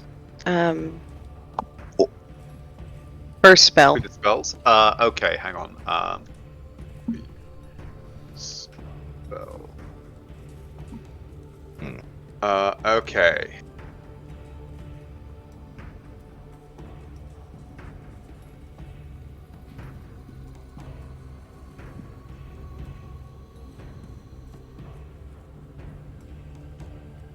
So it is 1 hour per level of the spell plus 2 hours. Holy shit. It is a time-consuming process. Yes. So, probably a week if I get an hour every night. Give or take, yes. Although I will say that it is considered a downtime activity. So if you say like you want to spend the day resting to help to recover from your exhaustion, you would be able to copy as part of that. You would be able to spend up to 8 hours copying. Right. Like during the day, and still have it count as a rest day. And I'm at 3 strength for a week, right? 5 days. 5 days. And every day that you spend in full rest, and like the first day will be tomorrow. So, but if you spend that day in full rest, it will knock 2 days off your total. So in theory, if you can spend 2 days at full rest, you'll actually be recovered at that point. Don't mind me, I'm just checking to see if I'm editing things right. Because for some reason, every time I re-import Polearm Master bonus attack, it doesn't use proficiency mod, which is funny. Which again seems to be the case, weirdly. Yes. And I believe now is, I believe it's fixed now. Oh no. You know the rules. I have to at least see the base damage now. 35. Holy shit! Is that even with a Smite? No. a smite? Yeah, have fun dealing with that. Wait, why do you get 1d8 radiant plus 1d6 radiant? 1d6 is from the weapon itself. Oh, whenever you hit with a melee weapon attack, the target takes. Wait, that's just a thing now? Yes. Yeah. Yeah. Fuck me! Everyone else Yeah. gets 6-level spells. I get this. I hit things harder. I get 6-level spells. Holy shit! He just gets like a free smite bonk, essentially. A free half. Yeah, you get half a smite Yeah. Yeah. forever. Including on. God dang! And then he's gonna get holy weaponed and rip. I'm gonna cry. Yeah.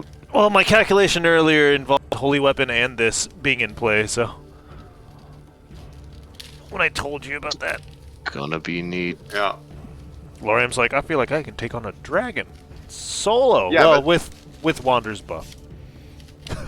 Solo with buffs. Yeah, solo. but the 30 plus that we said was going to be your average damage, that was on a normal hit. That wasn't even a crit. Yeah. So yeah, you're with a crit with all of that in play would be like 65 as your Yeah. average without smite. And then he'll smite because he has to on crits. So yeah, you could legit do like easily 100 damage in one hit, especially if it's an undead or a fiend. Yay! I am waiting until we fight a fucking vampire lord or a lich, and then it's... We did, and Like, hey. we talked him into killing himself. True! God damn it. No, that's not true. He just accepted punishment. Tomato, tomato. Killing himself. That wouldn't be the first time. Tyler would be involved in talking a powerful entity into killing itself unintentionally. Anyway, so you guys can all take your long rest. You can all level up there. It is 11:30. I do have a little more planned, but since we have a double feature, is everybody okay with ending it here? Because I know that some, otherwise we probably would run quite long with what I have planned next. So is everybody comfortable to end it here, and we can just start next session when you awaken bright-eyed and bushy-tailed? Well, for some of you, literally.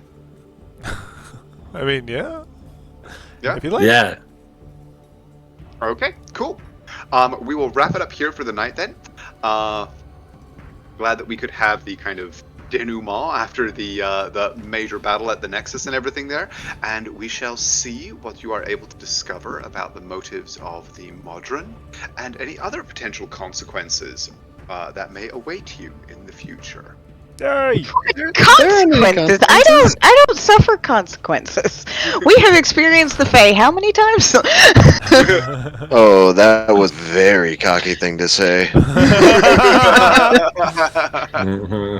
Eventually, Andrew's just gonna be like, you know what? Fuck you, 3 dragons. Have at it. Finally, I And need then to I'm know. going shows to up and has been like, I crit heard you've been talking shit. on every single attack. Sure, because that's how dice work. That's how it worked last time we faced a dragon. It doesn't. I mean, in the that doesn't real mean much when the rounds are only like 2 rounds in the fight. So Question: Wall of Force. How many like Uh-oh. 10-foot by 10-foot panels can I make? Hang on. There's the limit is described in the spell itself, isn't it? I'm not. Yeah. I'm reading it, but it doesn't. Made of each panel is It can be because there's an free-floating up or- to at some point. It can be No, free floating or that's- resting on a solid surface. You can form it into a hemispherical dome or a sphere with a radius of up to 10 Yeah, feet. up to Or 10 you can. Up Well, to 10, yeah, 10 that's by the- 10 but- feet. Yeah. Oh, yeah. Or you can shape a flat surface made of up to 10 10 by 10 foot panels. Oh, I didn't see that 10 because I was Yeah, seeing there's the a other. lot of stacked Yeah, 10s. it's weird. Yeah, 10. it's weird with them there. Thank you. I Okay, I only appreciate knew that. that was there because my character also just got Wall of Force a bit ago, and I've yet to play with it. I was like, what the fuck? So thank you. I'm gonna have to play with that now. But cool. Enjoy. Okay. Thank you all for playing. And I know that today's session was a little slow, but I can guarantee things will pick up in the next one. Oh no! what does that mean? Nothing. That's why he's making it stop on a Andrew. long rest. That's why he's making it stop before the morning. The Is that a question challenge? See, I got a distinct impression that that thing came because I cast that wish. But what I want to know is why the fuck it was interested in Magnus. And why Maybe did he got Magnus? Reaper Vote. Why did Magnus have the Yeah. the awkward feeling? Did we just like? Did we jump realities and now there's a live Evrecta somewhere and this one's dead here or something? And that's why they were like, don't know. Questions. Live Evrecta somewhere. What did Magnus Oh, get he's up dead. to on wherever he was banished? He was I'm gonna chilling. find out. Apparently, he was just kind of like doing the backstroke in the astral sea. There's a Yeah, he was just Dragon vibing. flying by. He's just like, oh wow, a whale. He's like, I could Look fight at that. Yeah, that is one conflict I do not want to resolve right now. It's like, I do not have a bounty involving that. That is somebody else's problem. That is a creature that I do not want to be the one contracted for. I prefer to live my life outside of a pocket dimension. Wait a minute. He says, floating in the astral sea. Benjamin. Are any of us existing outside of a pocket dimension? I'm just picturing like the bounty hunter from the last episode of Firefly. So, well, here I am. He floats through the void. He's just vibing. Man. What could possibly happen? What Well, could possibly I am happen? curious to see if any of you are going to figure it out. Now, Well, hello. hello, stranger. Wait, Cole. Keep it to DMs. Man, if only we had a way to contact beings from other planes. You're assuming they're going to have all the answers. Now, with commune, maybe. Maybe that's right. But with planar ally, He's like, wait, maybe it's not right. what's this spell? Wait. I cast planar ally, I That summon a spell is Modron, and I much say, funnier. just tell us, speak! It starts gear whirring at you. And I go, God damn it! I don't speak clock! I feel like that's racist. Just because I look like a construct does not mean I speak construct. And then I cast tongues and I go, well, I do speak construct, but not because I am one. Arr. My dog has opinions. Anyway, for now, have a good night, everyone. I shall see you back here in the land of Sundered Crowns at Great. 7 o'clock tomorrow. Yeah. Yeah. Yeah. Have a good night, everybody. Oh boy. Night. Bye.